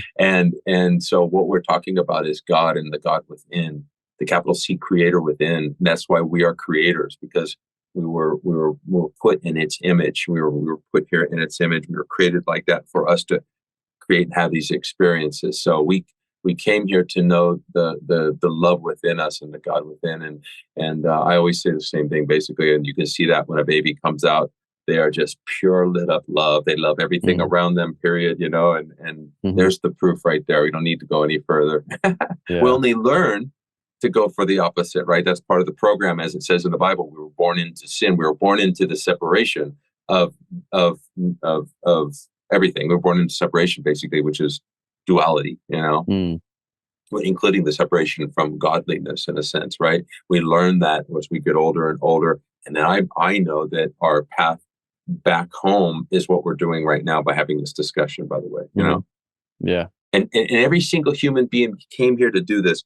It doesn't mean that you're going to do it in this incarnation, but you're doing something. Something's happening, and you're having these experiences. Even if you're, Dimitri says that, and this is quite controversial for the way he says this. He says even the drive-by shooter is in his perfection. Like Mm. he has to do that for some reason. And he's going home. Even in his evil, and maybe in another incarnation, 40 incarnations from now, 3,000, I don't know, maybe in that lifetime, nobody can say. It's between that incarnation and the divine. Mm. Yeah, that drive-by shooter line is I think in the chapters we were just kind of going over. Uh, so number three, the universe does not give us more than we can handle. That one can be hard to grasp. Um, Yeah. yeah, I think that so the chapter with Aiden, the conversation between Aiden and Dimitri at the on Venice Beach that you just read out loud. Before that chapter, the suicidal tendencies. I think I mixed those up previously, but suicidal tendencies is when this this third universal truth is read out, or they're speaking it aloud, and this woman, um, her brother committed suicide, and she's like, how could the universe clearly gave him too much, and so Dimitri then says a few things about that, saying like, and this might be hard for many people to really grasp. And I can maybe try to read off Sure. part of that. It's give me one moment, but it's yeah, it's let's see. So uh,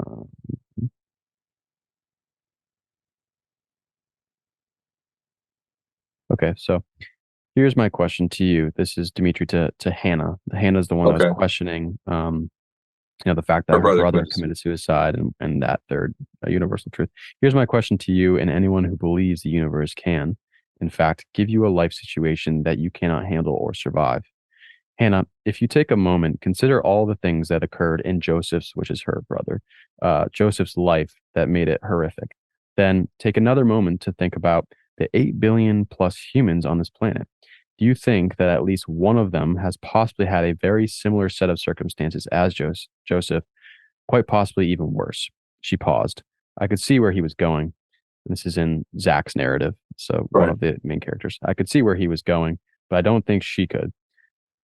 Hannah goes, of course, there are many others, and yes, for sure worse, but uh, just stay with me for a minute. This is Dimitri. Just stay with me for a minute. There's said to be a type of proof in the world known as logos. Its origins come from the word logic. He scanned the faces in the crowd. Many were nodding. Hannah, of those many, and I agree with you that there are many, did all of them take their own lives? She looked down and finally got it, but it didn't seem to make her feel any better. Instead, she got defensive. Well, what about me? What about what the universe has done to me here? She shouted as tears ran down her face. Dmitri let her sob. Eventually, a young woman sitting next to her raised her hand up to her shoulder. Dmitri made a loud clicking sound with his mouth, catching the young woman's attention. He shook his head and she retracted her hand. Deed doesn't like anyone to touch another while they are processing. Something about a dark passenger possibly abandoning ship onto another, or some crazy shit like that. I whispered to homeless Rob, who nodded as if he already knew. The fact that many have and will continue to make it through terrible life situations is proof that we can do just that if we so choose. Joseph made a choice. His choice does not warrant the implication that the universe is somehow at fault. The universe didn't give Joseph something so terrible that he couldn't handle it. The universe threw something at him for his growth and expansion, and he made a choice. Now, I don't want to get into a debate of whether or not that was his version of handling it, but because today we are talking about how to live a life worth living. We will be going at this from the perception of our natural state and the desire to survive and live life. I have no judgment about his choice. Do I believe there's something to be labeled as right or wrong here? I do not. I only know that what happened had to happen just as it did. And how do we know that? Because it happened just as it did, we shouted together. So, what about you, Hannah? That's what this is really about, right? Hannah was kind of losing it. She covered her head with a sarong and was sobbing. Come on, you can do this. Come out and face this. You have a whole bunch of people surrounding you here who love you, right? The crowd gave a resounding yes as one voice shouted, we love you, Hannah. You're not alone. She slowly uncovered her face. Hi, Dee said with a big smile. She stopped crying, but she was a mess, staring back at him expressionlessly. And so I'm wondering if I can see. But yeah, Hannah, everything and all things that happen on this earth are working at a level none of us we will ever understand. Joseph is not gone. He's here right now, just as all of us are and will always be. He is certainly not dead. as most believe. This is what happens when one has left the vehicle, the human body. Joseph is alive and well, living his next experience, and only love knows where, when, even how. Integrate this as your own knowing right now as your first step toward true liberation and freedom, to be free from blaming the universe, Joseph, and any others you hold responsible, including yourself. Yeah, and I mean, I could keep going, but I could keep going, but I think that was a really impactful moment, right? Because suicide is rampant. Suicide is not. It's not like it's diminishing right now, especially for It is men. not. And I think that anybody that suffered a family member, going through the process of a family member killing themselves, and hearing like, oh yeah, the universe does not give us more than we can handle, that might cause some disruptions and anger, right? But I think what I just read, you know, it Puts it could be, into perspective. yeah, it's a unique perspective, and it might be insulting for some people, but I think that if they like sit with it for a bit, um, they may find some truth in that. And so I thought it was cool to intertwine that section with the third one. I can move on to the fourth unless you want to comment on that third No, one. I think you did a good job on that. I mean, yeah, I got that one from Byron Katie, and I agree with it. I mean, so many others have gone through. We've all gone through. We're so freaking connected through our hardship, and we can all relate to the heartache or whatever it was that these people that have chosen that route. And I think we would have to be really inauthentic to say that no, nobody in the world can get beyond that thing that my brother did. No, because there Mm, are people that have. It was just a choice that was made. yeah. And it is what it is. And those people, they're still nothing ends, man.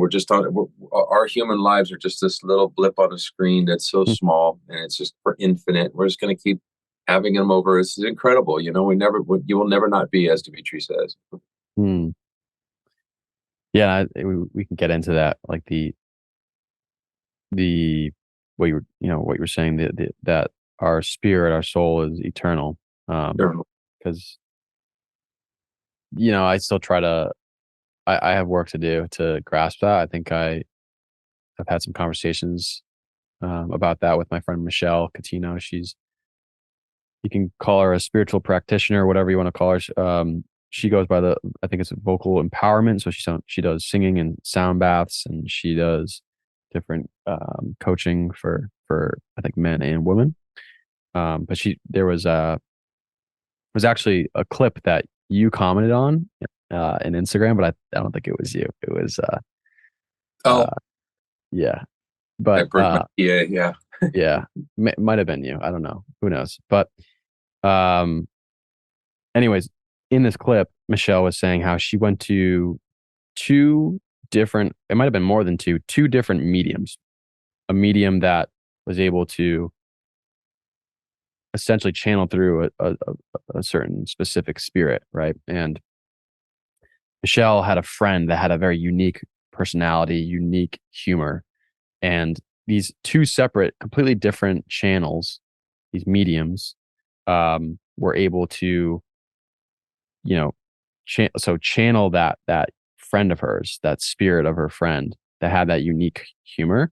They both, like these mediums, both did it for that specific personality. So it was like, it's as if you, like, let's say like let's say my great grandmother who's passed, like she had a specific joke she would always say. And I went to like Puerto Rico, I went to Costa Rica, and I went to United States, and every single one, all three of those locations, I went to a different medium. Those people didn't know each other at all.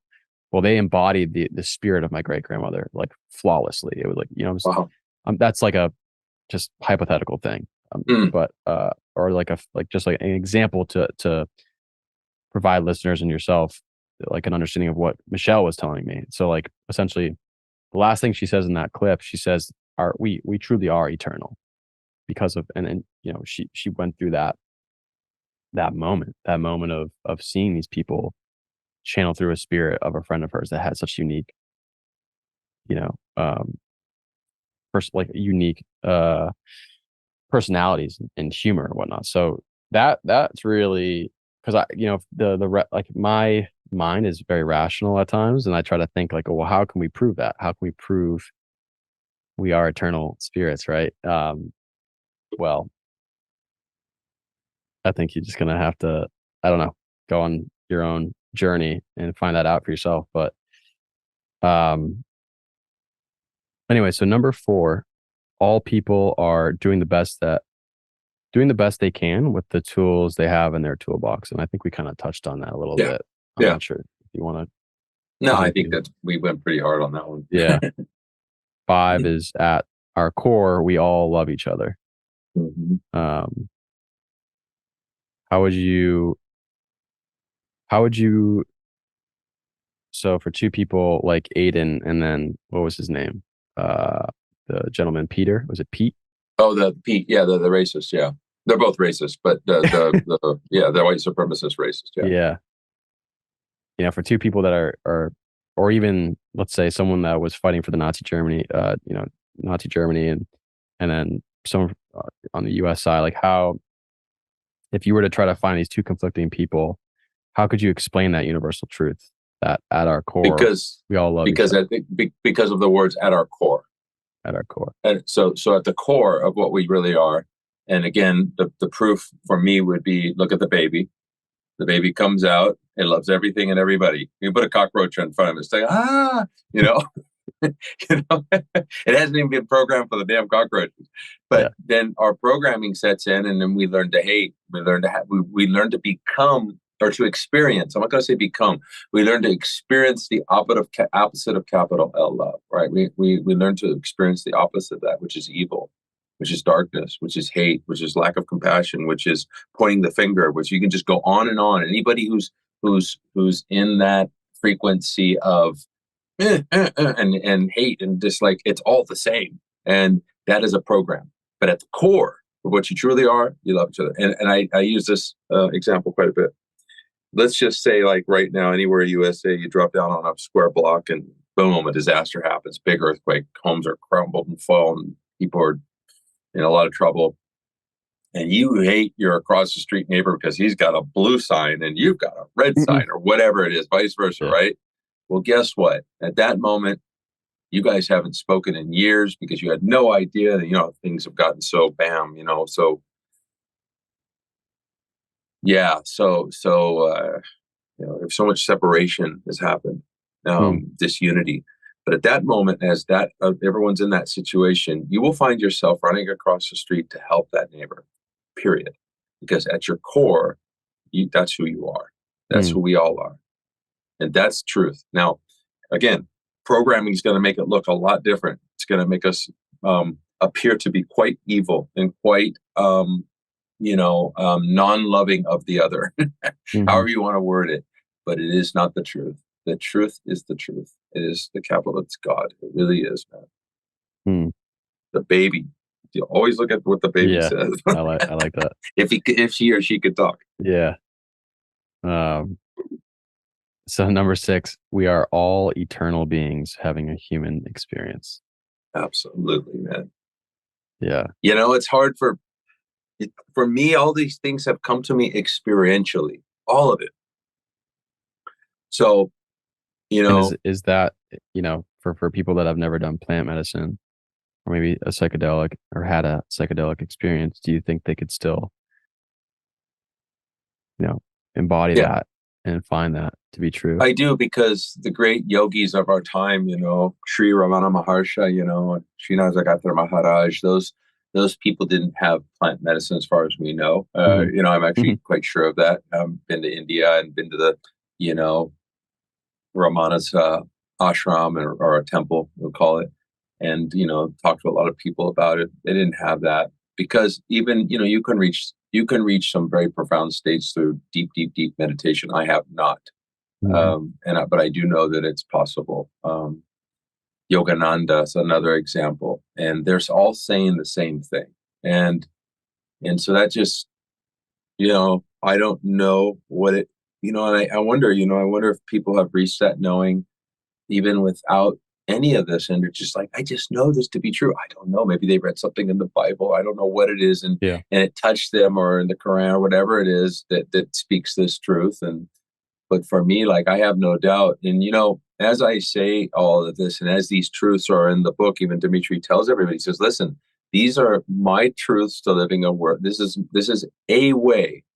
It is not the way. There are many ways, right? And so he's just stating his way of living a life worth living. Mm. And I so in a sense, I guess that's what I'm doing, right? I'm just putting something out, and people can say, "Wow." And, I would say that if there's something inside of you right now, somebody out there listening or watching, and it just like touches them, like, wow, this guy is saying some interesting stuff here. There it is, right there. That is the whisper talking to you. Mm. you know keep on this path, keep listening, keep coming back, or reading books, and go deep into this, because it's something in you that's telling you, hey, it's what we call a signal. So there's Mm. signal here. If you're hearing it and you're feeling something, there's signal, even though you might be going, oh, no, no, but this is kind of weird. There's the real voice there. Listen for the whisper.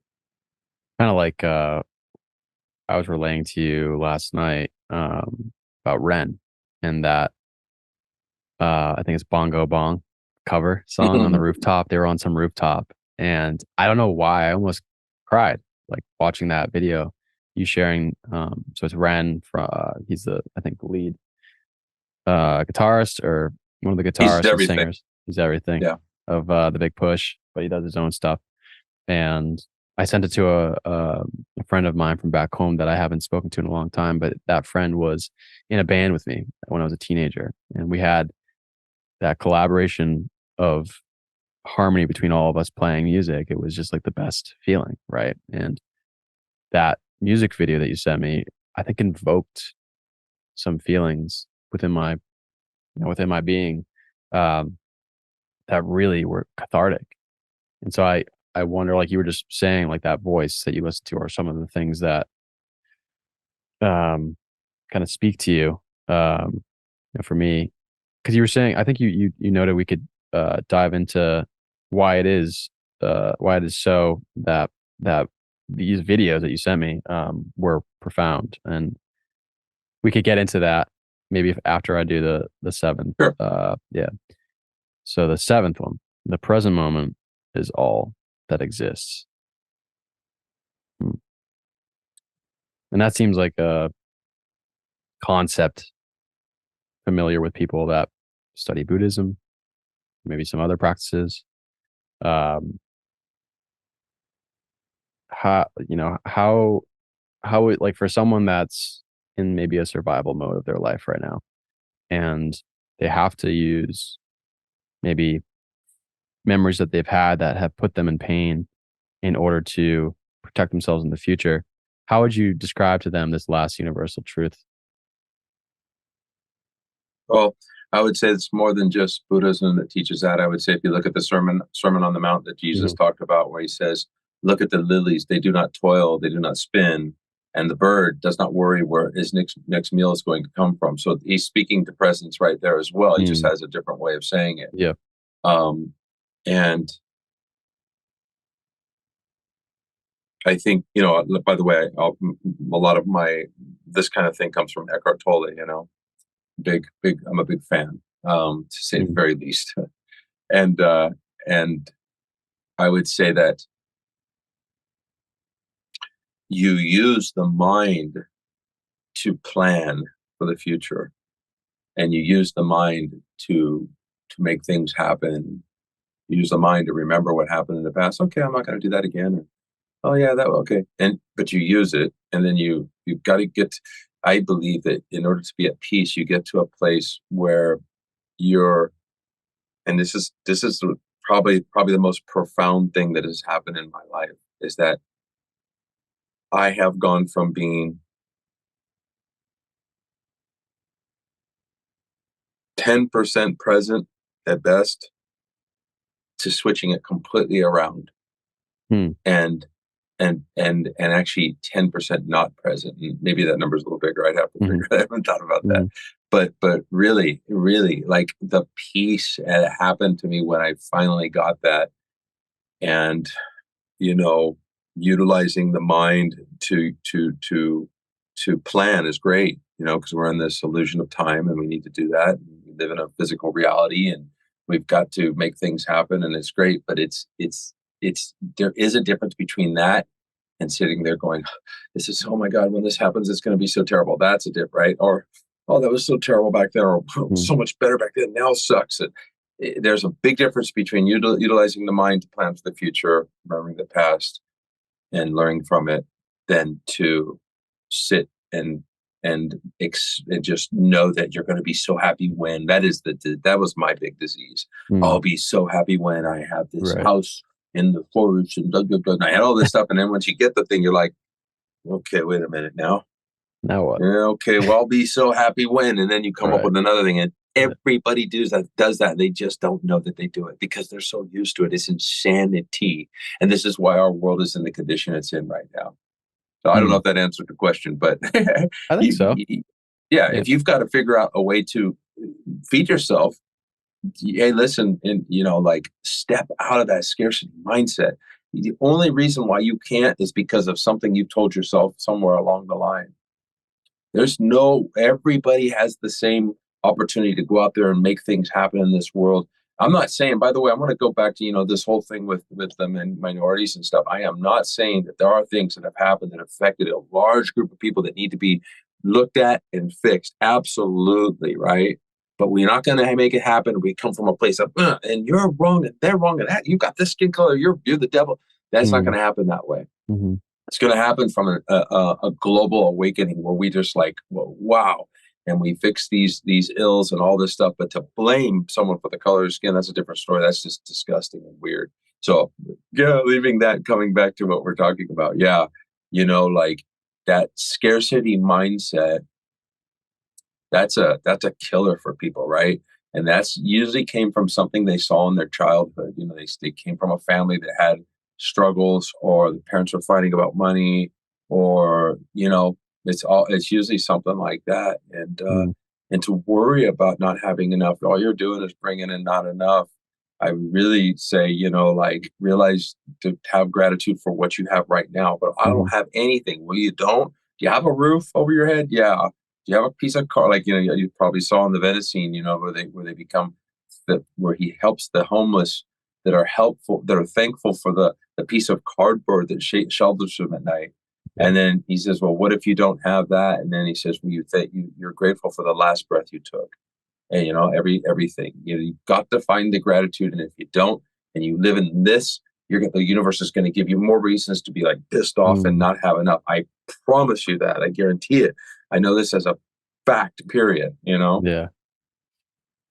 Yeah, Kind of. that's been apparent for me as well over the course of the past month or so. I think the magic and the bliss of my first ayahuasca experience kind of started to fade a little bit, and I kind of went back in my ways of working kind of in grind mode with the podcast and stuff like that. And then that's not to say that I don't have it, health practices and whatnot, but that keep me in the present moment and to be grateful and to have a good perspective. But I started to hit a wall, um, which just like with finances, like I was spending on like investing in things that I have no regrets. Like they're all like personal investments in myself. This podcast is one of them. But I was like, oh man, like I started to just get worried about it. And like the more I was worried about, maybe having more credit card debt or, not as much money as I used to, there's inflation and stuff like that. You just like, it doesn't help to just continuously bring that back up. And I just started to notice that my actions moving forward were, how I wasn't in the present moment with friends. And then that kind of is noticed by them subconsciously, right? And they're like, well, you're not like actually showing love and true care for this moment and for me, like our friendship, because you're worrying about something else. Like, I totally understand what you're saying. And Yeah, it's very powerful. Even if you're a homeless person, like you just described, or in the book, just the basics, the bare necessities are gone. Well, the last breath, your most previous heartbeat, the fact that you're still alive, the fact that you can converse with people, like it's still there. Um, and I think that depriving yourself of certain things is good too. But uh, something that I really loved, I might read it off too, if you're okay with that. Yeah. It was I think it starts on page 18 of the invitation. And this is where, well, it's previously introduced, but there's a more in-depth description of the Awaken app. So all caps AWKN. And it speaks to the different levels of this app, right? And so this is the app that Dimitri, the main characters, Dimitri and Zach, are trying to create for everybody to, start looking at their shadows maybe and improving on themselves. And there's another quote that comes to mind too. It's like in the book, Dimitri is like, if you have a certain trigger that comes up, that's an opportunity to be awakened by triggering it out. I thought that was so funny. Yeah. I thought that was hilarious. Um, but it's so true. It's like, why did that just make me like super anxious? Look into that. Don't be like, well, fuck Every that. I'm gonna time. push it away. Like look more into it, understand why. Heal yourself. And so, anyways, yeah, it's page 18 of this app, right? And so they want to create this app for society, for the masses, for humanity. It's a positive AI. Positive AI. That's right. Okay. Kind of like okay, yeah, because I think there's a scene in the book, Caleb, the influencer. That's right. And he goes, yeah, it's like just as good as Siri and Alexa, but there's certain things here and there. And like Dimitri just starts doing his thing, and Because um Caleb's woke. Yeah. Caleb's book, yeah. Yeah. Yeah. All right, so page 18. And this is, yeah, so Zach's describing to, I think it might be Tess or maybe Zach's girlfriend, the levels. And so essentially the conversation starts off. Uh, So, talking about the app, first, the users create a profile. Then, the system prompts them in a quiz form to answer several personal inquiries concerning various aspects of their life. Some of those inquiries are centered around religious beliefs, spiritual preferences, goals, desires, habits, addictions, challenges, likes, dislikes, passions, fears, relationships, as well as accomplishments and perceived failures. He or she is then prompted to take a series of brief tests. All of this will help know where the user is, so to speak, in their evolutionary path towards inner transformation while placing them in a multi tier structure between levels 1 and 5. Levels, she asks. Yeah. And as an example, a level 1 user is someone I'd consider dead asleep, completely unaware, steeped only in the physicality of their life experience. They're firmly identified with their occupational, financial, marital, educational, political, and physical status. Level ones are living almost completely outside of the present moment. They likely are unaware that such a concept even exists and have never consciously experienced life beyond the physical. They seem to be constantly waiting for some future occurrence, be it positive or negative. On the other side of the same coin, their inner dialogue, as Dee calls it, delves through the past and thoughts of how great or horrible it was back then take center stage. The level 1 user is likely to be involved in some type of abusive cycle. On the victim side of it, another thing, family member, partner, business, associate, political figure, event, illness, governmental system, or just a cruel world has done something to them. The abuser is the one performing the supposedly cruel act. With level 1 users, whether they're performing the act of abuse or living in victimhood is one and the same. In general, they have a difficult life experience as their unconscious mindset wreaks havoc and causes deep, ongoing personal suffering. I should know, before I met D, I was a level 1. There's no doubt about that. And so he then gets into level 5. So on the other end of the spectrum, level 5s are fully aware of what they truly are, which means also knowing what they aren't. To them, identification with the physical realm is minimal, as they recognize it to be illusory in nature. They rarely experience lack and even less so, a scarcity mindset because they know all they need has been and will be provided for them. This wisdom reveals lightness and joy in these users' everyday experiences, and they're able to play within the realm of physicality while not becoming attached to it. They stand in the here and now, keeping but a foot in the matrix when necessary. Um, Kindness overall and living in the absolute state of service is commonplace for those who have attained this level. Their fervent desire to share with others trumps all other activity in their life experience. Basically, she put up her hand to interrupt me. Come on, Zach, you can't BS me. The whole description you just gave me sounded more like you know whose words, which is she's referring to Dimitri. So um, I thought that was super cool. Yeah. Introducing this idea of a positive AI. Like, you've got Alexa for Amazon that listens to everything you probably do, and Siri as well. And Well, now you got instead of GPT too, which is, yeah, so that all could be kinds of stuff, all the robotics. I mean, it's getting kind of nutty, yeah, and and all programmed from San Francisco. You know what I mean? It's the woke capital of the world. So there's a lot of hard wokeism already inside of this new technology. That's the yeah, negative about it. yeah, I agree. I mean, just with like Instagram and Facebook, right, and Twitter before, Twitter before Elon was CEO. Yeah.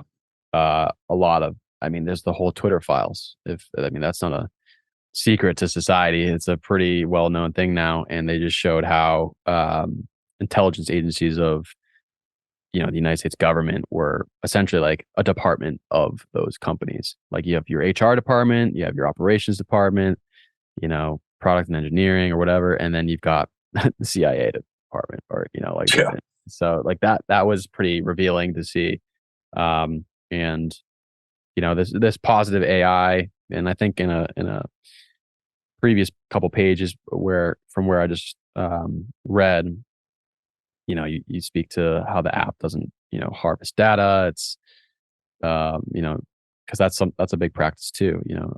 Unless you opt out through your like a manual procedure yourself with these Instagram and Facebook and all that, you're most likely all of your stuff is being listened to and just recorded through other means. Um, and even if you do manually opt out, you don't even know for sure. Like, it's probably, it could still be listening to you. As Edward Snowden has said, your phones are working in the background, unlike you could even imagine, and just a scary thought to have. But Yeah. this this um this app, like, this is you know where I'm at in the book, it's a big part of the plot, and it seems to be, at least, and it's a very cool idea. And I was wondering, where did this spring up? I was at a visionary ceremony, um, and I went into this vision where I saw these two massive waterfalls. They were huge, like bigger than the Niagara Fall, but like just these two massive waterfalls, and they were both flowing into the same place. And when I looked closer, I noticed that it wasn't water that was flowing down the waterfalls; it was human beings, and they weren't being hurt, and they were fine. The people, just like flowing in this. They were the water, sort of, and you know how that is. It's hard to explain, but then all of a sudden I'm going, what is this? Looking at this, and then it says this voice who's spoken to me now, I don't know, maybe six times in all my many, many, many visionary experiences, female voice. And she says, ground floor, ground floor. She whispers it like that. I'm like, what the heck? And it was gone. And I'm like, what does that mean? And I eventually figured out that what it meant was that in a very short period of time, humanity would be flowing into spiritual awakening, literally, like a lot of people, not like what we're seeing now. I'm talking to a lot of people. And it was telling me that I needed to somehow get on the ground floor of aiding in that. And I'm thinking, well, I had this idea of that I'm going to build a center for self awakening, which we are. which will be built. And I'm thinking, well, that's not going to, cover humanity. And I couldn't figure out what then this message was about. It's interesting, with these visionary experiences and the message you receive, you have to sort of process them and figure out what they meant. I mean, you can. I mean, that's what you pretty much went there for, I think, or at least in my case. And so I'm trying to figure it out, and I finally, I get it.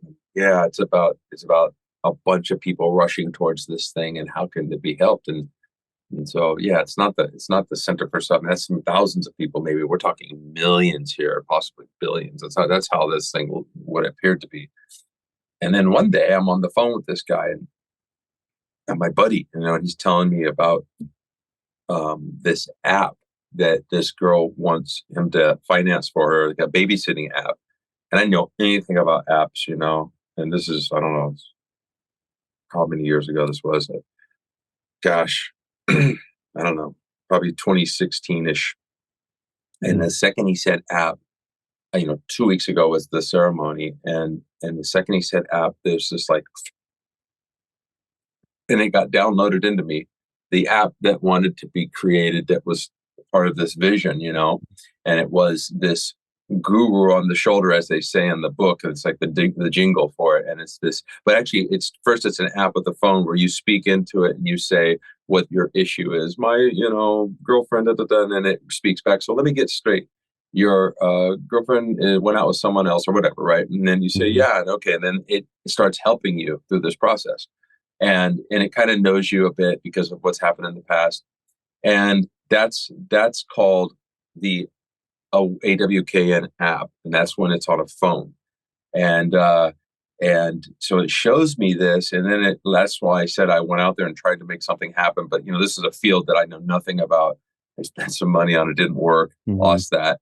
And then the idea for the novel came in. It wasn't even an idea, it was like a download. This is what you're doing now. And I'm like, whoa, I don't know how to write. And then that's why this novel was written, because it's in the story, right? And of Mhm. course, this turns into another type of technology, which it's called HTLT, which is how to live technology. And that's what's coming next. That's when it goes full AI. That's when people they have wearable technology where they can hear and see the screen inside, or whatever it is, right? And, I'm not going to use those kind of things, and you might not, but I would say there's many, many millions that will. Then, so this technology will be in there as well, and it'll be hyper intelligent. It'll know everything about you, and it's a positive AI, unlike the other stuff that's going on right now that has the potential to really do some damage, and at the same time probably help as well, because it's just like that. Yeah. So yeah, that's where it came from. Cool. Um, it's funny. I have a friend that's trying to create his own app. It's odd. It's like oddly from like similar. His ideas are um, like he's trying to help people with optimizing, aligning themselves. Aligning themselves to step into their true nature. And I Yeah. actually have a. I'm trying to think of the exact description that he said. I had him on the podcast, but I just think it's funny because he's one of my closer friends here in Austin, and I feel compelled to tell him about this specific section of the book because, Or read the uh, book or listen to or it. read it, yeah. And yeah, he's creating an app, and the way he's described it is, let's see. He now is working towards building technical solutions that assist people in aligning their thoughts, words, and actions. Um, so that's very interesting. Very good. Yeah. Yeah. Um, so there's many other different avenues we could get to, or go into right now. Um, we could speak to Ren, or we could Mhm. speak to the the video that you showed me called In Shadow, A Modern Odyssey. Um, so we could speak to a couple things. Is there anything specific you want to maybe dive into regarding the book? Some more No, I think concepts? we. No, I mean, was there one that we were going to talk about afterwards and we didn't? One of those seven truths, or did we go through them all? It was like the No, one yeah, before. Yeah, the last one was the present moment. Is he? What was one before that? We are all eternal beings having a human experience. Yeah, One, I think we've gone through it all. yeah, Yeah, yeah, yeah. No, yes, I think the book is, for people who are just starting their path or curious, and I think it kind of sneaks up on you. If it's sort of written in a way that it's like anybody can read it. It's dramatic. It's page turning. I mean, you could probably mm, attest to that, right? yeah, And so, yeah, that's that. And, oh, I know we were going to talk about music yeah. and why you were affected by Run of Ren's song, or yeah, the Big Push's song. Well, also just you really wanted to share this with me. You were stating, I mean, weeks ago, you were like, I really want to show you this music rabbit hole too. And you were saying how Ren's like a phenomenon. Uh, Absolutely. and I've never heard of him. I've never heard of him or the Big Push until now. Uh, and he's not like a small, like he's pretty well known, Now he is. at Yeah. this point. Yeah. But so this band and this musician, what, when did you, find, like, stumble upon his music? I'm going to say maybe 8 months ago. He made it in my second book. The guys talk about him in Oh, it at okay. the end. Yeah. That's cool. Um, and it's spelled REN for people who are wondering. Yeah, I can link it in the show notes too. Oh, okay. Yeah. Yeah. This is a lyrical genius who has come to planet Earth with incredible messages, I would say, in a way, in his own way, very interesting, to show us about, in particular, in one song about how the darkness is within us and a part of us, and because we were born into it, we were born into duality. So there's this being that exists that, of course, has many names and even speaks to that in the song. Um, what I what I love about genius is that, and like how you said you were touched by Bungo Bong, that one song they sing, whatever it is, And Manu Chao song, yeah. yeah, and High Ren. I mean, High Ren's And phenomenal. Hyren, of course, man, you just be bawling at the end of that one. That's a. By the way, if anybody is going to do this, watch Hyren after you've gone down the rabbit hole and watch the Big Push, watch a bunch of his songs, and then make Hyren the last thing you do, and Yeah. just know that this boy has gone through a hell of a journey in life, a tough journey, and he's brilliant. What he's doing is amazing, and I love art. I've become, I really now get it. Like I get like the creativity and art and genius, and before I didn't, when I was in my sleepy mode, which when I was a level one. By the way, those levels are all hidden so that everybody knows. That's just internally in the system. It's not like Yeah, yeah. people walking around going, "You're on level two." Right. None of that ever happens. They make that very clear. It's just part of the process of him creating this technology. Yeah. But yeah, like when you had that a moment where you're like touched by that song, what I tell you is that you are being touched by divinity, and it's okay to loosen up a little bit for people and just realize that when something hits them, gives them goosebumps, or it makes them emotional, that is God within you that is experiencing itself. We came here. The crazy story, the reason why we're really here, as nutty as it's going to sound, this is one of few theories are running around. If this is the one I choose, and I agree with, is that divinity was so just absolutely just pure light, nothing else. There was no duality. It didn't know itself, can't know it. Just like that. It created planet Earth with duality and humans, and in these souls come into these bodies and have these experiences so that it could experience its magnificence. And I am not going to say I believe this to be true, because these are one of this is something I choose to know. So Dimitri actually goes through that process of where are you Mhm. choosing to believe, or are you choosing to know? I choose to know this.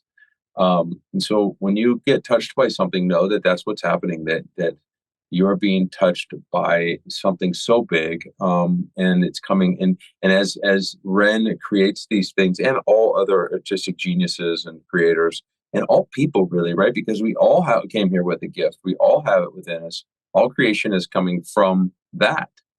So I just get hit hard when it's somebody that is like saying things that are so truthful and in a way that is maybe just different than anybody else, and I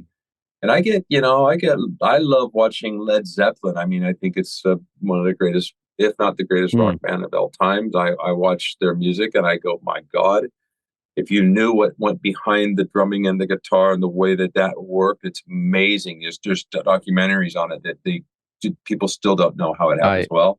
yeah, I And they're actually, as a drummer, I took lessons on and off, but the last time period in which I took drum lessons was learning like all the greatest hits on Yeah, drums for Led Zeppelin. Man, it was hard. It went against my right. nature of my rhythm, my like natural rhythm. It was Yeah, hard. That drummer was, I mean, so unique with his rhythmic patterns. yeah. Um, John Bonham. yeah, Yeah. Absolutely, and how he worked with he did something that no one's ever done before, and so like I see it in a lot of different musicians, but yeah, I really do like Rand. I like what he's doing. I like the fact that he's just a street performer.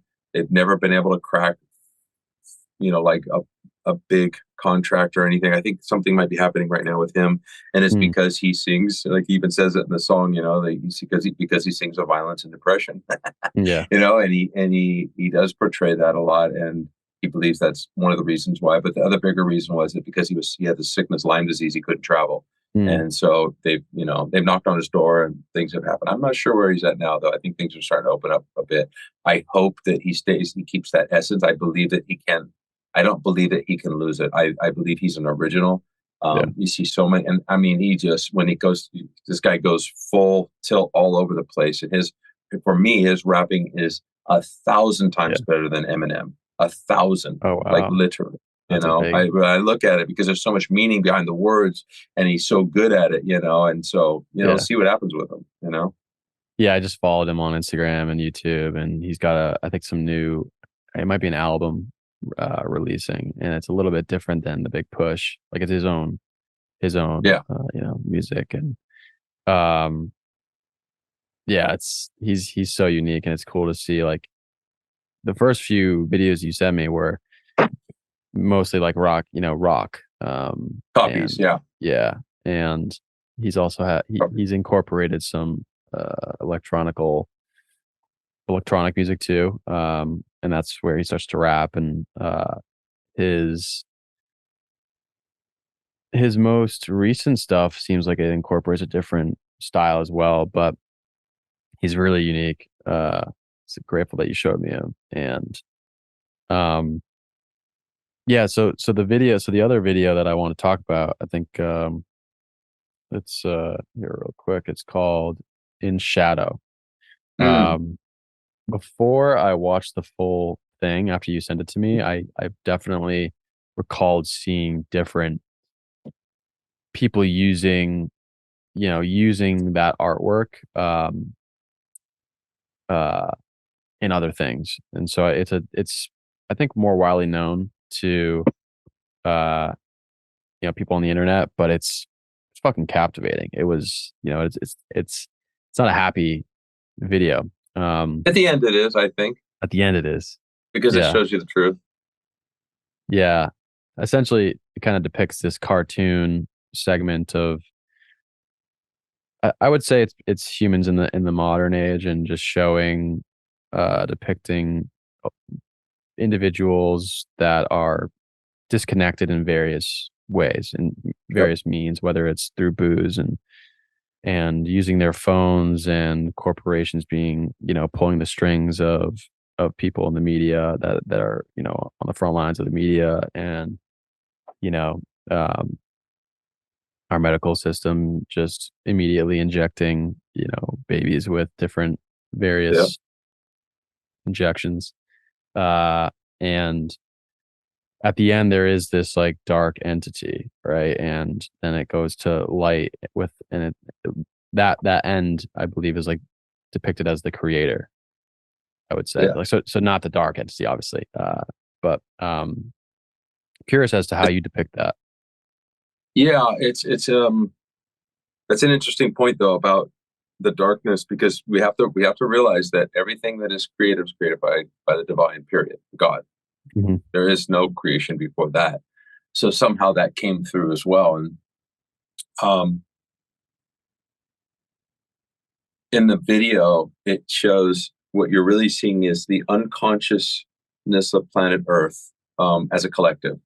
And it shows the fear. I mean, I really invite people to watch this one. Sit down, Mhm. make sure you don't have any interruptions, and just get ready. Yeah.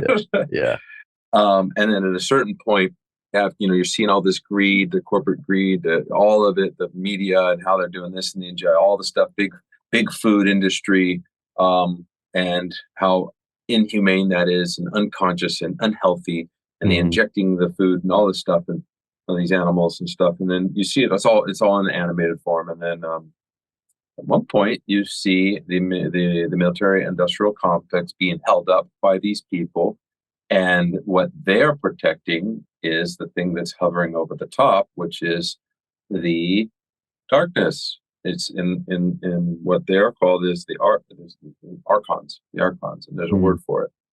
And how do I know this? Because they do not explain this in the video. It's just a video with no words, as you Right. know. And I know I pointed that out to you. It's at around the 10-minute point, somewhere in there. And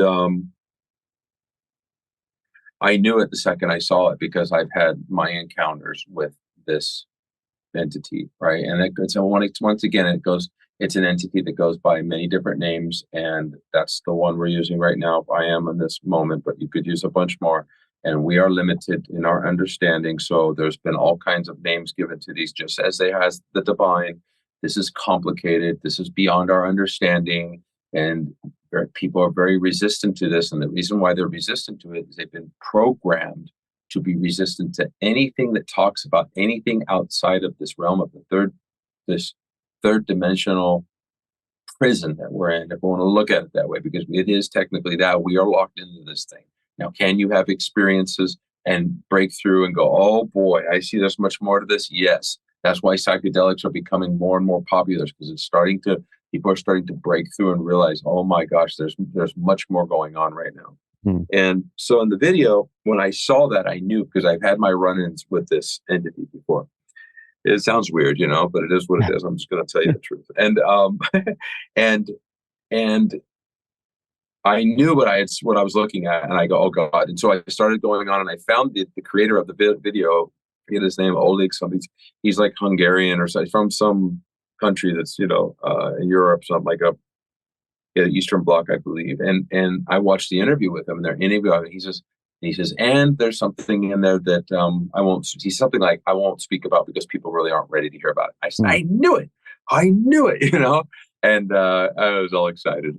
And then, of course, after that, it shows us the truth of what we really are, and that's the positive part about the video. So it's hard to watch a little bit. It's sad, like it touches you here, and you realize, and then you see the truth. And I just, invite people that if you do watch it, just know that that ending is what's really going on. That's what we really are, and that's what we're Mhm. all going home to, that truth.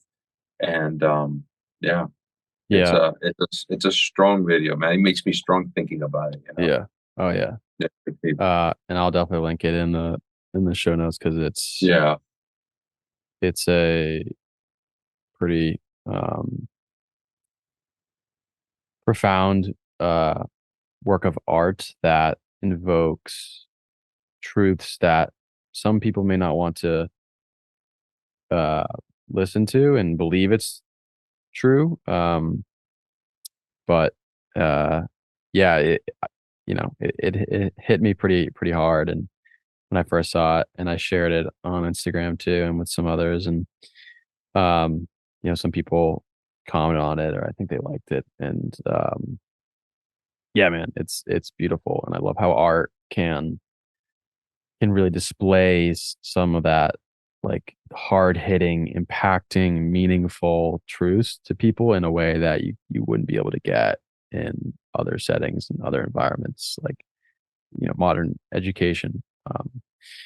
Running a little bit low on time here, but I have one final question for you.